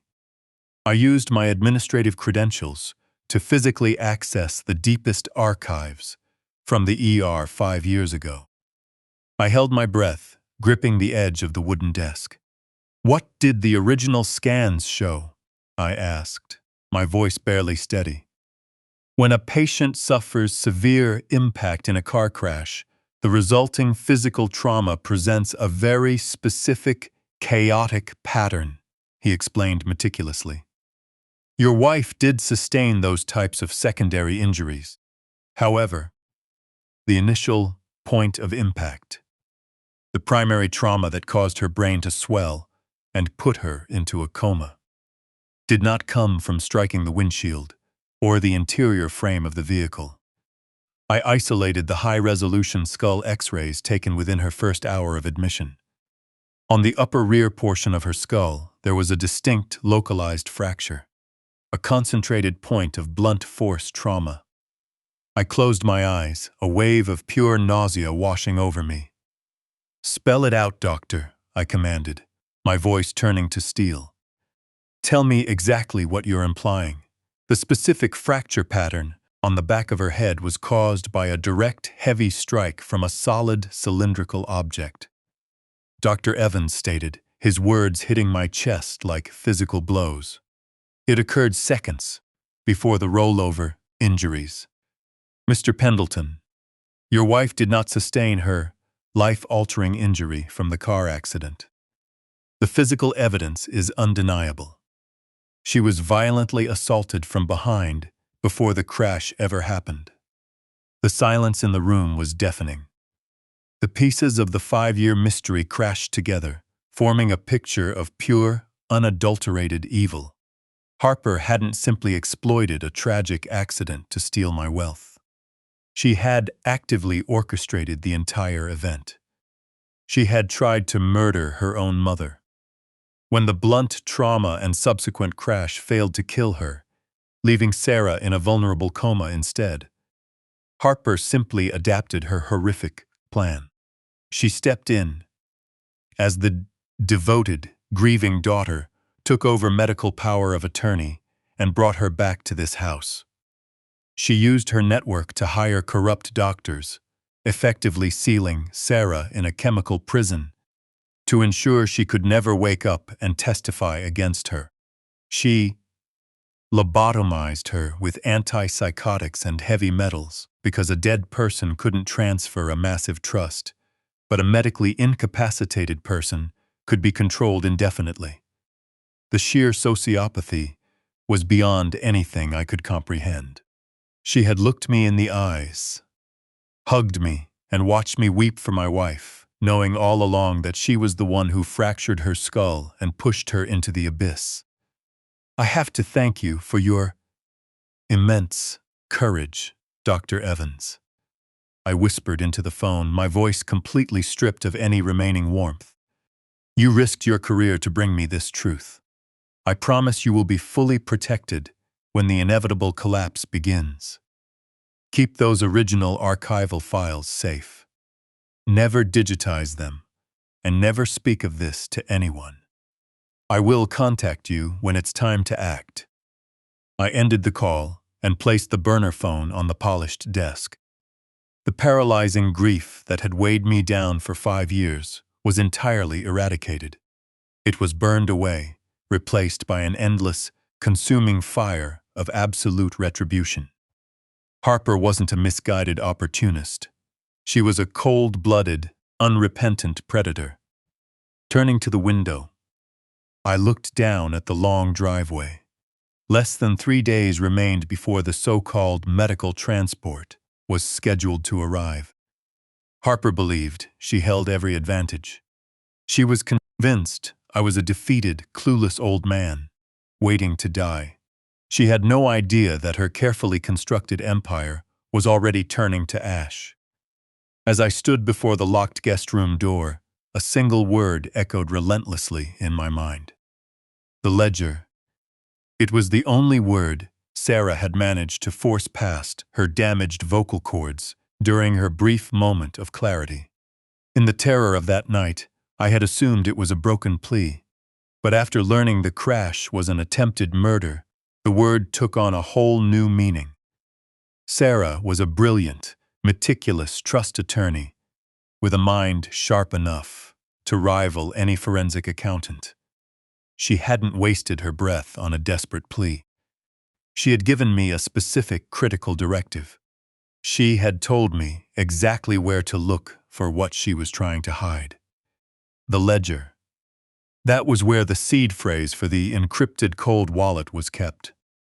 My eyes drifted to an antique leather trunk sitting in the corner of the guest room. I had packed it myself 5 years ago when Harper forced me to move Sir's personal belongings out of the master suite. Walking over to the trunk, I popped the rusted brass latch open. Inside lay Sarah's most cherished, yet seemingly worthless, personal items. I pulled out a worn 1980s copy of Actuarial Science of Risk and Probability. It was the very first gift she had ever given me when we met at the University of Chicago. My hands trembled as I flipped through the pages.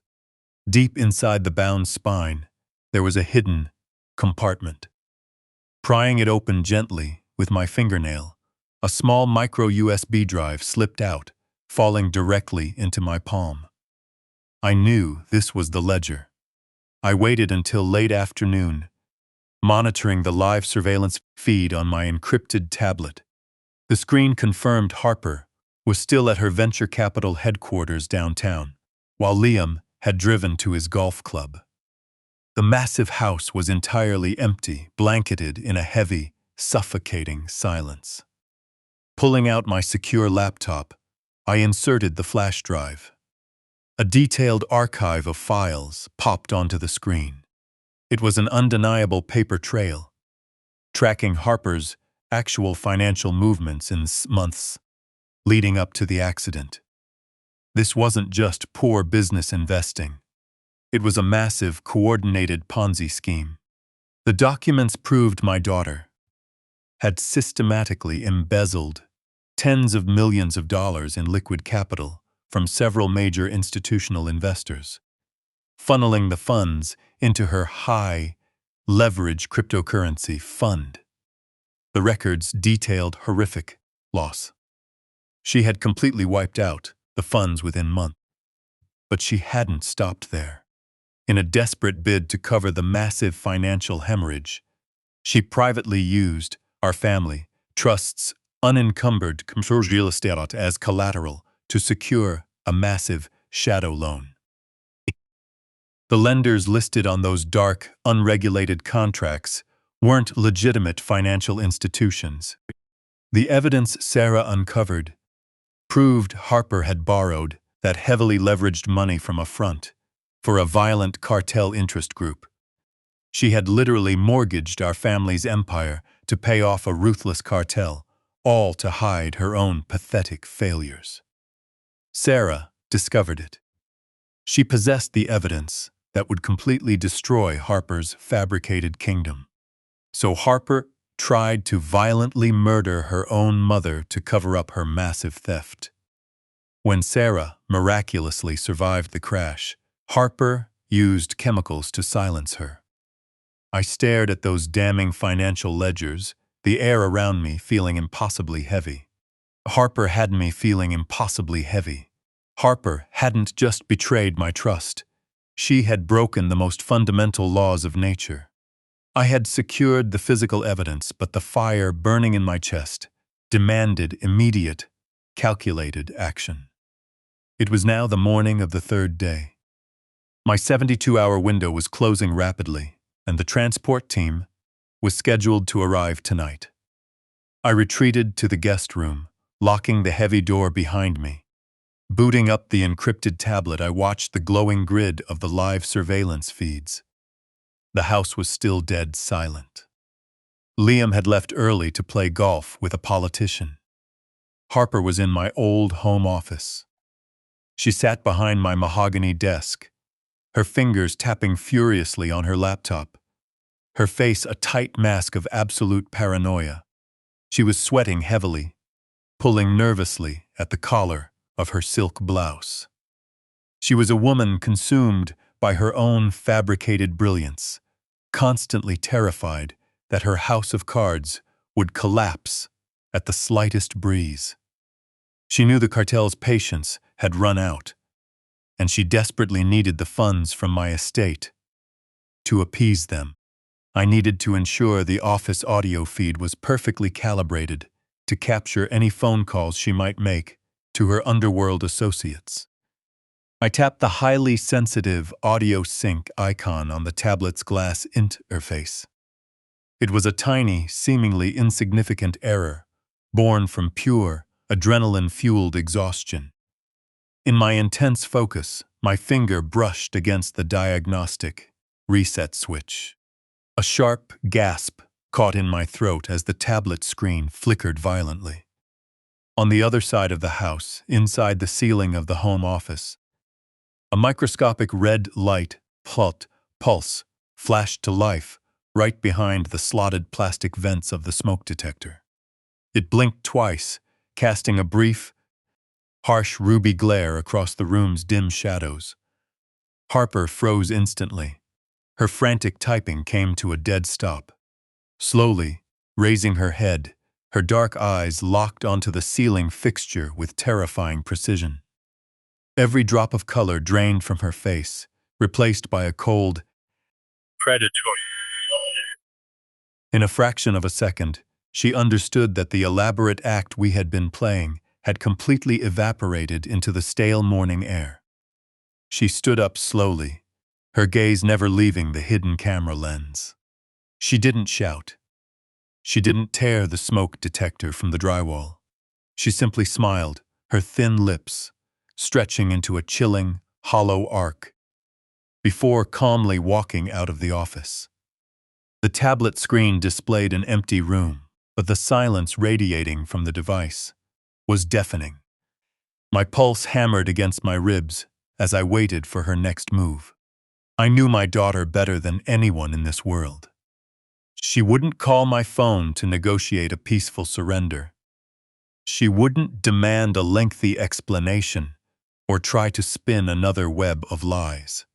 She would immediately accelerate her timeline, moving to eliminate the threat with extreme, uncompromising prejudice. Tucking the encrypted tablet safely under the mattress, I jammed a heavy steel wrench deep into my pants pocket. I unlocked the guest room door, stepped out into the long, silent corridor, and took up a defensive position at the top of the grand oak staircase. The agonizing pressure stretched through the rest of the morning. Every tick of the antique grandfather clock in the foyer sounded like a heavy sledgehammer striking an anvil. I listened to the wind howling against the window panes, praying for strength. At 12 noon sharp, a sharp click echoed from the heavy brass deadbolt on the front door. The massive oak door was thrown open, slamming against the wall with a loud bang that echoed through the entire estate. The flawless mask of the beautiful grieving daughter was completely and permanently gone. Harper strode into the spacious foyer, her face locked in a murderous, uncompromising glare. Liam trailed nervously behind her, his usual smooth arrogance entirely replaced by a twitching, frantic anxiety. He clutched his briefcase like a shield. They hadn't come alone. Flanking them were two tall, heavily tattooed men, dressed in spotless white medical scrubs. They didn't look anything like professional, psychiatric nurses. They moved with the heavy, disciplined gait of hardened cartel enforcers, their cold, tactical eyes scanning the structure of the house. The thick muscles in their arms strained the thin cotton sleeves, and their posture screamed impending, lethal violence. The transport team had arrived over 8 hours early. and they had zero intention of taking my wife to a legitimate hospital. "Dad," Harper barked, her voice echoing up the stairs with a harsh, metallic edge. I stepped out from the shadows, standing firmly at the top of the stairs, looking down at the monsters invading my home. I didn't hunch over. I didn't tremble. I stood tall, my shoulders squared, letting the mask of the 68-year-old victim burn to ash. "I see your scheduled appointment moved up miraculously," Harper, I answered, my voice echoing back with absolute, unwavering authority. Harper glared up at me, her jaw clenched so tight I could hear her teeth grinding. "The game is completely over, old man," she snarled, taking a defiant step onto the bottom stair. "We aren't waiting until tonight. The medical transport is here for my mother, and you're going to step aside and let them do their job. If you interfere, the nurses have strict authorization to medically sedate you for your own safety." I looked past her at the two muscular enforcers, who had already reached into their scrub pockets, pulling out heavy, pre-filled syringes. "They aren't taking her anywhere," I stated coldly, gripping the wooden banister with hands that had spent 40 years building rismotels. "She stays here, and you leave this property immediately." Liam let out a high, hysterical laugh, stepping out from behind his wife's broad shoulders. "You're completely delusional, you old fool." His face contorted into an arrogant, grotesque mask. He wasn't just smirking. He radiated a toxic, triumphant joy that made my stomach churn. For years he had played the suave, executive son-in-law, pouring coffee and offering fake smiles, while secretly plotting the destruction of the woman who welcomed him into this family. Now, standing in the foyer of the house my money built, flanked by cartel enforcers disguised as medical staff, he finally let the venom seep through his polished exterior. "Do you honestly think you have any leverage left in this game?" Liam mocked, his voice dripping with pure, unadulterated contempt. "You're nothing more than a pathetic relic standing in our way." He crossed his arms, leaning his weight onto one hip, thoroughly enjoying the spectacle of an old man he assumed was facing absolute ruin. He truly believed I was entirely broken. Ignoring his slick face, I focused my unwavering gaze directly on Harper. My daughter stepped forward, her slender yet aggressive frame deliberately blocking the entire width of the grand oak staircase. She positioned herself like a prison guard, cutting off any potential retreat or path of escape. The two tattooed men in spotless white medical scrubs mirrored her movements, shifting their weight and sliding their calloused hands into their pockets, their fingers undoubtedly curling around the lethal syringes prepared for me. The air in the foyer grew impossibly thick, suffocatingly tense, heavy with the promise of impending violence. Harper stared up at me, her dark eyes completely devoid of the little girl I had raised, the young woman I had sent off to an Ivy League university, or any lingering trace of human empathy. She had fully embraced the monstrous persona she had cultivated in the shadows. She squared her shoulders, adjusting the collar of her expensive suit jacket, preparing to deliver the final, devastating blow to the father she despised. Taking another step up the stairs, she closed the physical distance between us, attempting to use her youth and energy to force me into submission. I didn't flinch. I didn't take a single step back. I stayed rooted to the hardwood floor like an anchor, bringing the cold ruthlessness honed over 40 years of corporate negotiations into my posture. Seeing that her physical intimidation failed to produce the expected fear, Harper decided to deploy her carefully constructed public narrative. She turned her head slightly toward the open front door, artificially raising her voice to a dramatic volume. She wanted those two cartel thugs to hear, and she wanted any neighbor walking a dog or checking the mail to hear as well.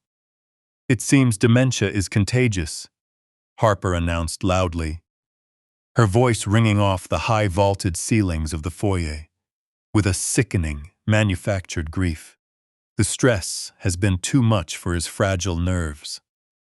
He's in the middle of a full psychotic break, Liam. He needs to go to the psychiatric facility along with Mom. They can share a room and get the specialized cognitive care they both so desperately need." The sheer audacity of her lie was breathtaking. She was actively laying the groundwork to permanently lock both Sarah and me away in a mental institution. She was painting a tragic, highly believable narrative for the outside world. A devoted daughter forced to make the agonizing decision to institutionalize both of her beloved parents due to synchronized, rapidly deteriorating neurological decline. It was a flawless, impenetrable cover story, designed to hand her total, undisputed control over my trust estate. Liam chimed in with exaggerated, loud agreement, playing his part in her twisted pantomime. "It's so tragic, Harper," he called out, casting his voice toward the open doorway. "We have to do what's best for them, even if they can't understand it themselves." The theatrical performance ended as quickly as it began. The moment those loud, dramatic words left her mouth, her entire demeanor shifted. The fake grief vanished from her eyes, replaced by a cold, calculating malice. She surged up the last 3 stairs, moving with terrifying, predatory speed, crowding directly into my personal space. Her hands grabbed the fabric of my cardigan, yanking me forward roughly. I let her pull me, making sure she felt the illusion of physical dominance. She brought her face so close to mine, I could smell the stale coffee on her breath. Her lips brushed my ear, and she dropped her voice to a harsh, barely audible whisper, driving a shard of pure ice straight down my spine. "You hand over the physical hardware for those original asset files right now, old man," Harper hissed, her voice vibrating with lethal, unrestrained aggression. "I checked the power of attorney paperwork you signed. You deliberately messed up the signature block. You didn't include the specific notary seal required by the trust. Did you honestly think my lawyers wouldn't catch that pathetic little trick before going to the bank? I know. You have the master deed and the passwords for those offshore cold wallets hidden somewhere in this massive mausoleum. You are going to lead me to them right now, and you are going to sign them over to me with legal perfection this very second. If you don't comply, the narrative changes tonight." She tightened her violent grip on my collar, her nails digging painfully into my collarbone. "This house has incredibly old, highly unstable gas lines, Dad," Harper whispered. Every single syllable dripping with deadly intent. If a massive explosion suddenly flattened the entire property while we were out handling the psychiatric transfer paperwork, it would be a catastrophic, heartbreaking tragedy. A sad, unpredictable accident taking the life of a disabled mother and her aging, helpless husband in the middle of the night. What a terrible shame, but these things happen with old homes. Nobody would question a failure caused by aging infrastructure. I stared into the pitch-black, lifeless eyes of the person I had helped bring into this world, feeling the cold steel of the heavy wrench resting deep inside my pants pocket. She had just openly confessed her willingness to burn her own parents alive, all to cover up her staggering financial failures. There was absolutely no remaining trace of humanity left inside her to save. As her foul breath brushed against my face, I didn't look away. I needed her entirely focused on me, completely confident in her manufactured sense of superiority, so she wouldn't notice the faint, pulsing glow of the micro camera perfectly installed inside the smoke detector directly above her head. She had just delivered her final murderous threat over an intensely clear audio feed, which was currently streaming live to Mac's secure server. The trap was now fully sprung. Every ounce of leverage she thought she held was completely worthless. I raised my shaking hands very slowly, making a calculated, highly believable gesture of absolute submission and total surrender. "Okay, Harper," I whispered, letting a single tear fall. "You win." Harper released her violent grip on my cardigan, a sickening, triumphant smile spreading across her face. Smoothing the rumpled fabric of her expensive suit, she stepped back with the arrogance of a conqueror who had just claimed her final prize. Liam let out a long, dramatic sigh of relief, tossing his briefcase onto a nearby chair and crossing his arms. The two massive cartel enforcers remained completely still, their cold eyes scanning the space between me and the heavy wooden door leading to the master bedroom, fully prepared to carry out their brutal medical assignment. Harper extended her hand, palm up, demanding the physical key drive she believed would save her pathetic, crumbling empire. She didn't shout. She didn't need to. She thought she had won the war. She expected me to drop to my knees, beg for my life, and lead her to the secret compartment where the financial ledgers were hidden. She expected the broken, grieving father she had manipulated for 5 years. But I didn't shout, and I certainly didn't beg. I took a slow, deliberate step backward, creating a small distance between myself and the predators invading my home. I reached my right hand into my pants pocket. Harper tensed for a fraction of a second, her dark eyes narrowing, perhaps expecting me to pull out a weapon or a safe key. The two men in white scrubs shifted their weight, sliding their hands deeper into their pockets, ready to plunge the lethal syringes into my neck if I made a sudden move. I didn't pull a weapon. I simply brought out my encrypted mobile phone. Holding the sleek glass device in my palm, I rested my thumb lightly on the primary interface. Liam rolled his eyes and let out a loud snort at the device. "Who are you going to call?" "Old man," he mocked, his voice dripping with pure, unadulterated venom. "The police could never get here in time to save you or your miserable wife. You are completely on your own." I didn't respond to his pathetic taunt. I kept my eyes locked on my daughter, maintaining a mask of terrified compliance while my mind operated with cold, mechanical precision. In a single fluid motion, I pressed a highly specific, predetermined sequence of numbers on the glowing touchscreen.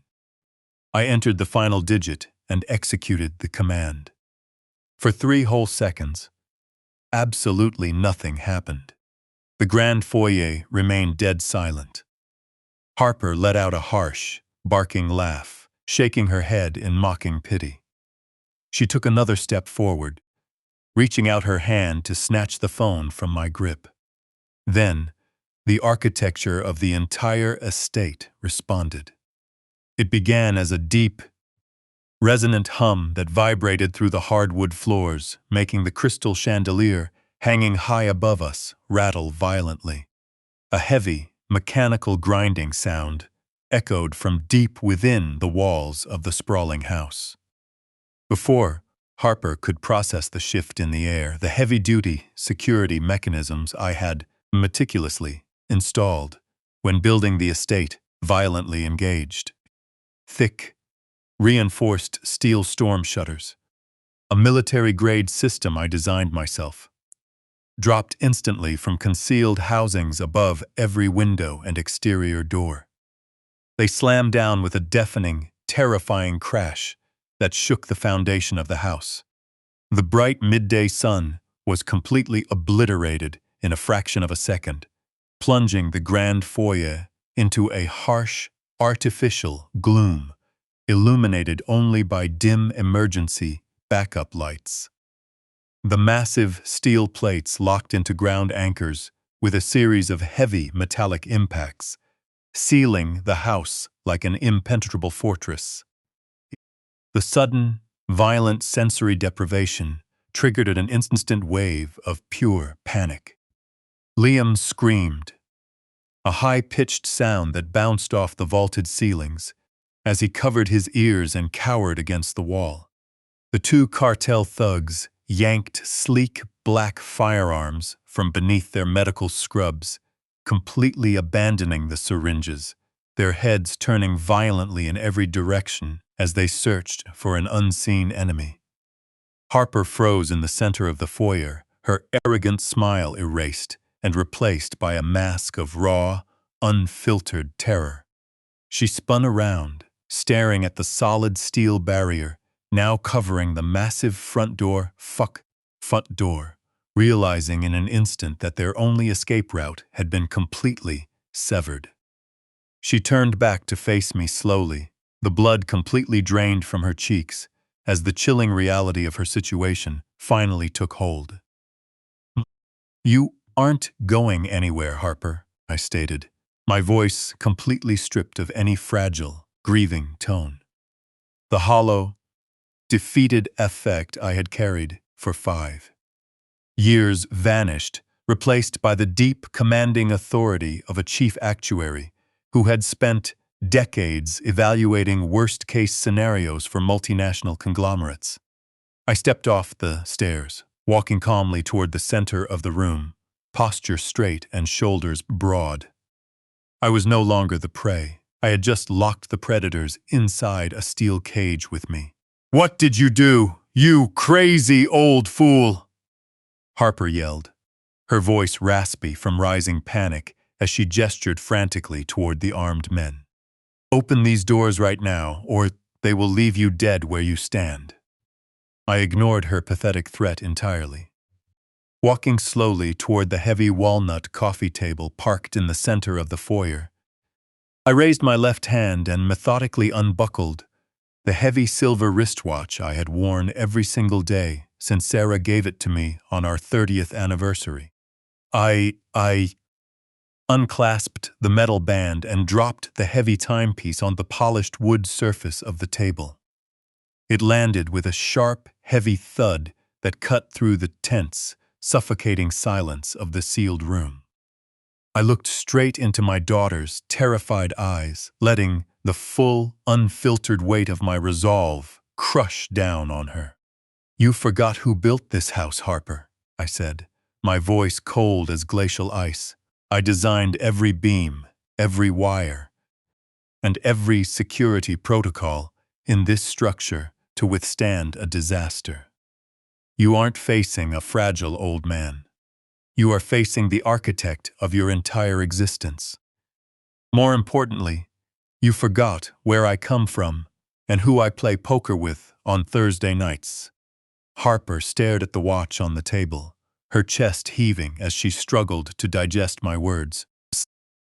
"That watch is an active, highly encrypted FBI osarium transmitter," I explained, pointing to the glowing face. "My old friend, Mac.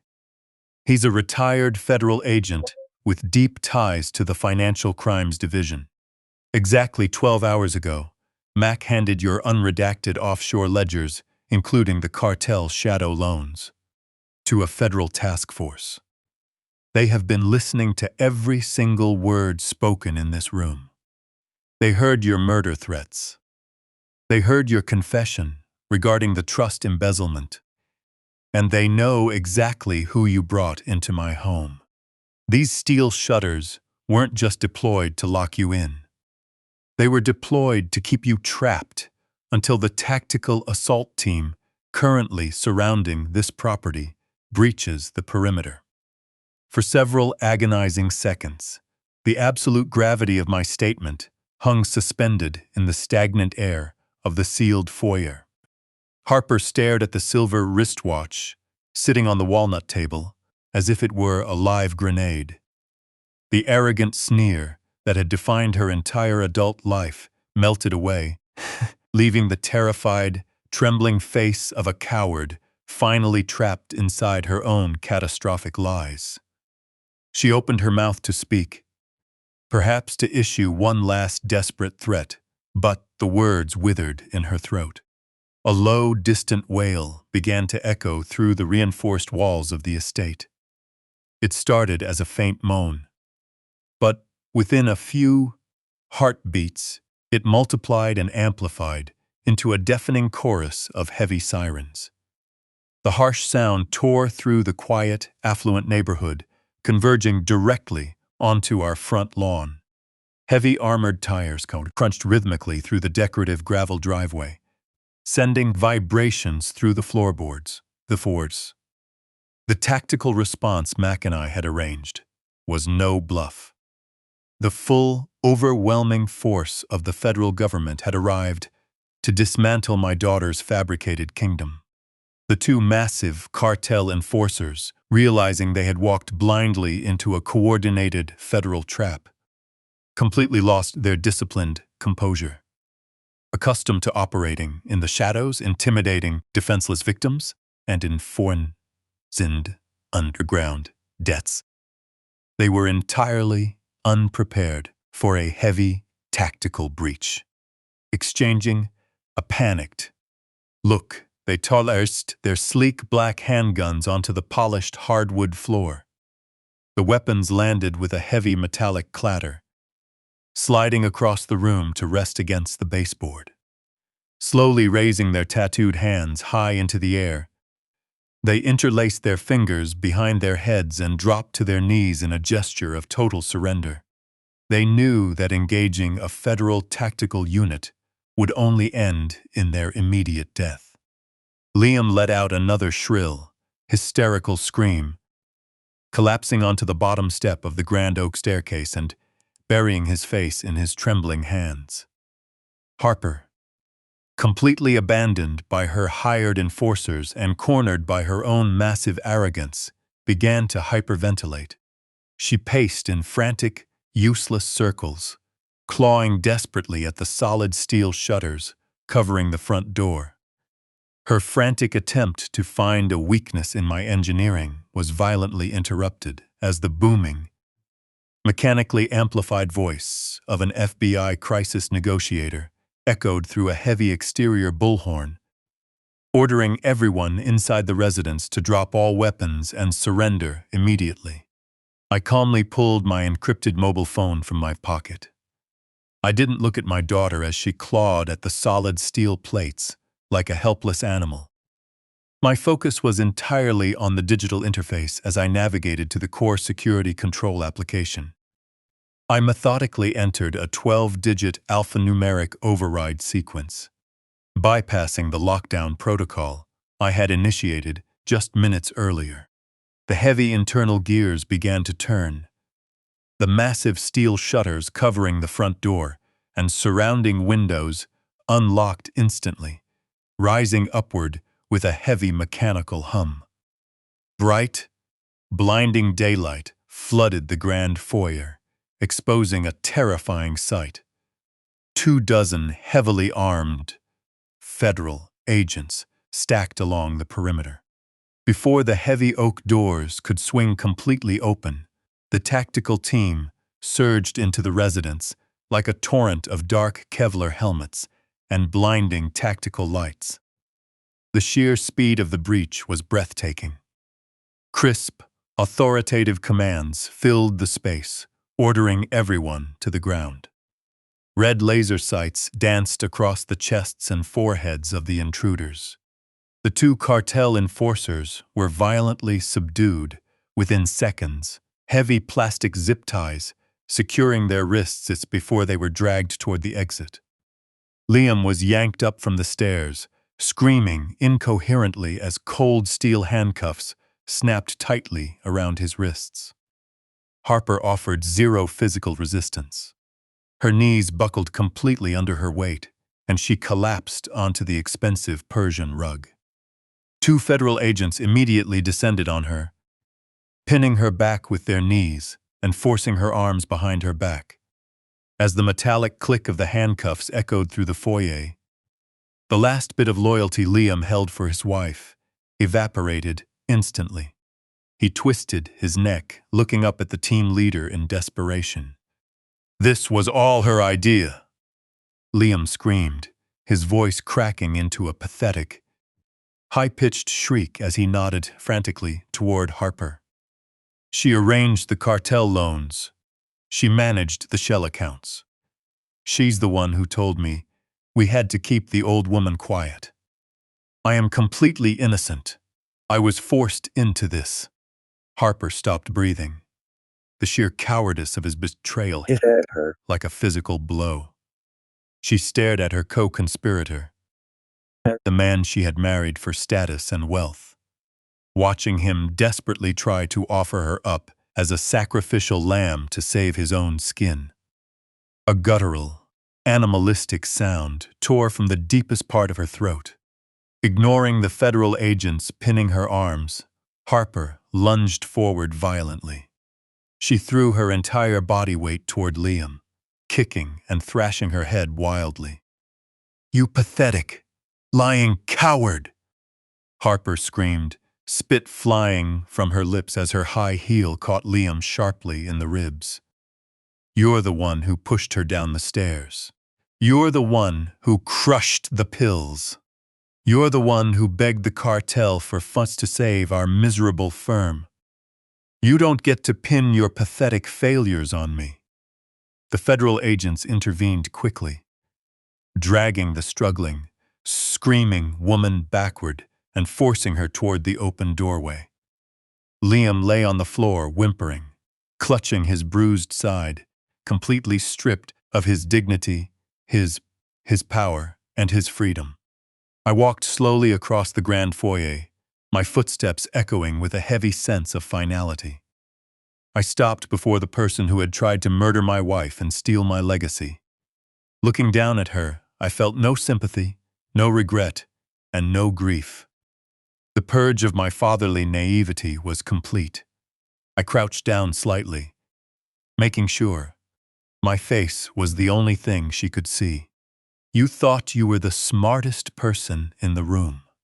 "Harper," I said, my voice dropping to a low, unforgiving register that only she could hear over the shouting of the federal agents.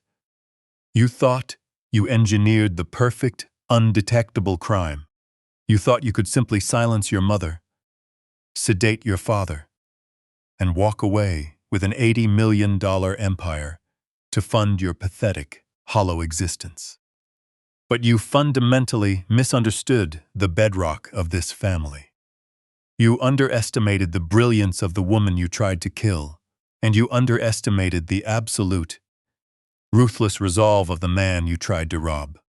Harper looked up at me, her eyes filled with a desperate, pathetic hope. I leaned closer, delivering the final, devastating blow to her shattered reality. "The irrevocable power of attorney you forced me to sign is legally void," I whispered coldly. "I used my designated corporate duress signature. You get absolutely nothing today." She was dragged away to face massive federal charges: attempted murder, severe elder abuse, and racketeering with an organized crime syndicate.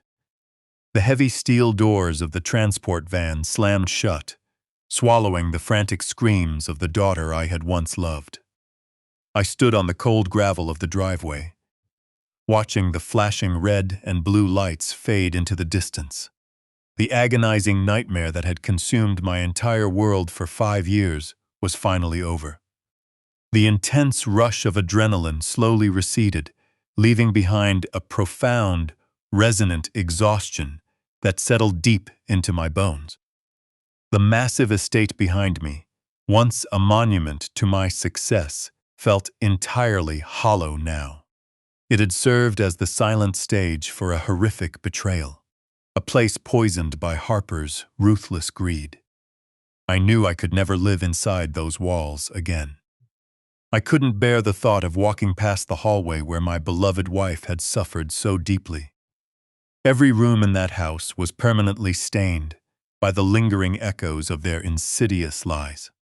I sold the property the following month, liquidating the physical reminders of her cruelty.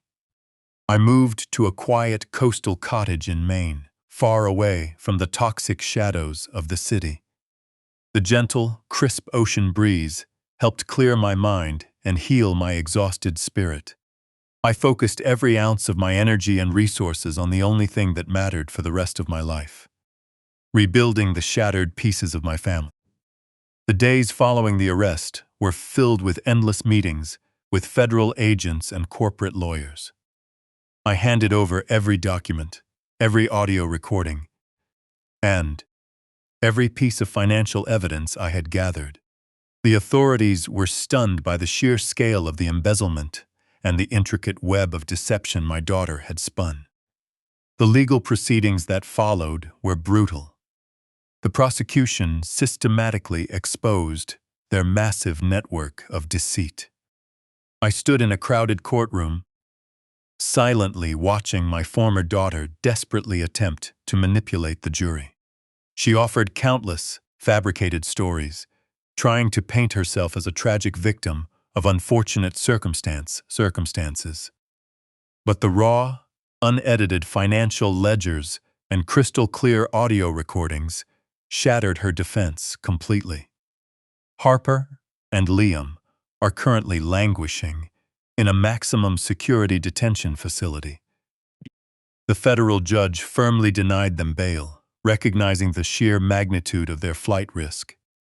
They are awaiting their inevitable, lengthy federal prison sentences, stripped of their stolen wealth and fake dignity. The underground cartel network was dismantled by the financial task force, and the assets stolen from my trust were meticulously traced, frozen, and fully recovered. I spent endless hours working with federal auditors to rebuild the structural integrity of the trust. We purged the toxic elements and restored a foundation of trust with legitimate partners. My commercial holdings are now completely secure, standing on solid ground once again. 6 months later, the bitter winter chill of Maine yielded to the bright, forgiving warmth of an early spring morning. I walked through the sliding glass doors of a peaceful, sunlit neurological rehabilitation center, holding a steaming paper cup of coffee in my right hand. The sterile, depressing atmosphere of the previous facility was completely gone. This place was a sanctuary of healing, filled with vibrant greenery, open spaces, and medical professionals who truly valued human life. My real victory was waiting for me at the end of the bright corridor. Approaching the open doorway of a private corner suite, my heart beat out a steady, hopeful rhythm. Sarah was sitting in a comfortable armchair by a large window, bathed in the soft golden light of the morning sun. The pale, lifeless pallor that had haunted her delicate features for 5 years was gone. Her skin carried a healthy, rosy tone, and her posture was relaxed, supported by her own recovering strength, rather than artificial restraints. It had taken months of rigorous and agonizing medical intervention to slowly and safely flush the lethal cocktail of heavy metals and first-generation antipsychotics from her system. There had been terrifying days of uncertainty when I paced the hospital waiting rooms, terrified that the chemical damage was permanent. The doctors had warned me about the unpredictable nature of severe neurological trauma. But my brilliant, resilient wife fought her way back from that suffocating darkness with a quiet, fierce determination that filled me with awe. I stepped softly into the quiet room. Sarah turned her head toward the sound of my footsteps. Her beautiful eyes, once clouded by a thick haze, were sharp, clear, and radiant with life. They sparkled with the sharp, analytical intelligence I had fallen in love with 40 years ago. The deep recognition in her gaze was a miracle. Walking over, I set the warm paper cup gently on the small table beside her. I had prepared the coffee exactly the way she liked it, stirring in 2 packets of raw sugar and a splash of cream, just as I had done every morning before the accident. She looked down at the cup, then slowly reached out her trembling fingers, brushing them lightly against my weathered hand. That simple touch sent a healing warmth straight into my soul. She wrapped her fingers around the warm cup, steadying her grip before bringing it carefully to her lips. Taking a slow, deliberate sip, she closed her eyes for a moment, savoring the simple, reclaimed pleasure of a familiar routine. Then she set the cup down and looked straight into my eyes, a familiar, playful smile hovering on her lips. "Arthur, the extraction rate on today's coffee seems a little low." A sudden, overwhelming wave of pure emotion surged through my chest, shattering the last remnants of my stoic mask. That simple, beautiful, coherent sentence was the greatest sound I had ever heard in my entire life. No actuarial model could have ever predicted a miracle like this. I dropped to my knees beside her chair, wrapping my arms gently around her shoulders as hot, silent tears overflowed from my eyes. I held her tightly, feeling the steady, reassuring beat of her heart against my chest. All the wealth in the world, all the commercial real estate and corporations I had built meant absolutely nothing compared to this single, perfect moment we had survived, the ultimate betrayal. We had walked through the darkest fires of hell and emerged on the other side, unbroken. Completely unbroken. The long, terrifying nightmare was finally over. I know the path to full recovery will still require immense patience and unwavering dedication. But we will face it together. My tears no longer stem from paralyzing grief or suffocating despair. They are tears of pure, unfiltered joy. I pressed my forehead against hers, breathing in the scent of her hair and listening to the steady rhythm of her breath. I lost a monster, a cruel, unrepentant predator who disguised herself as my own flesh and blood. But from the ashes of that devastating betrayal, I fought the hardest battle of my life and won back my brilliant, irreplaceable wife. No matter the odds, no matter how deep the darkness, human greed can never fully extinguish true love. We will spend the rest of our days in this little house by the sea, where the air is pure, and that painful past can never touch us again.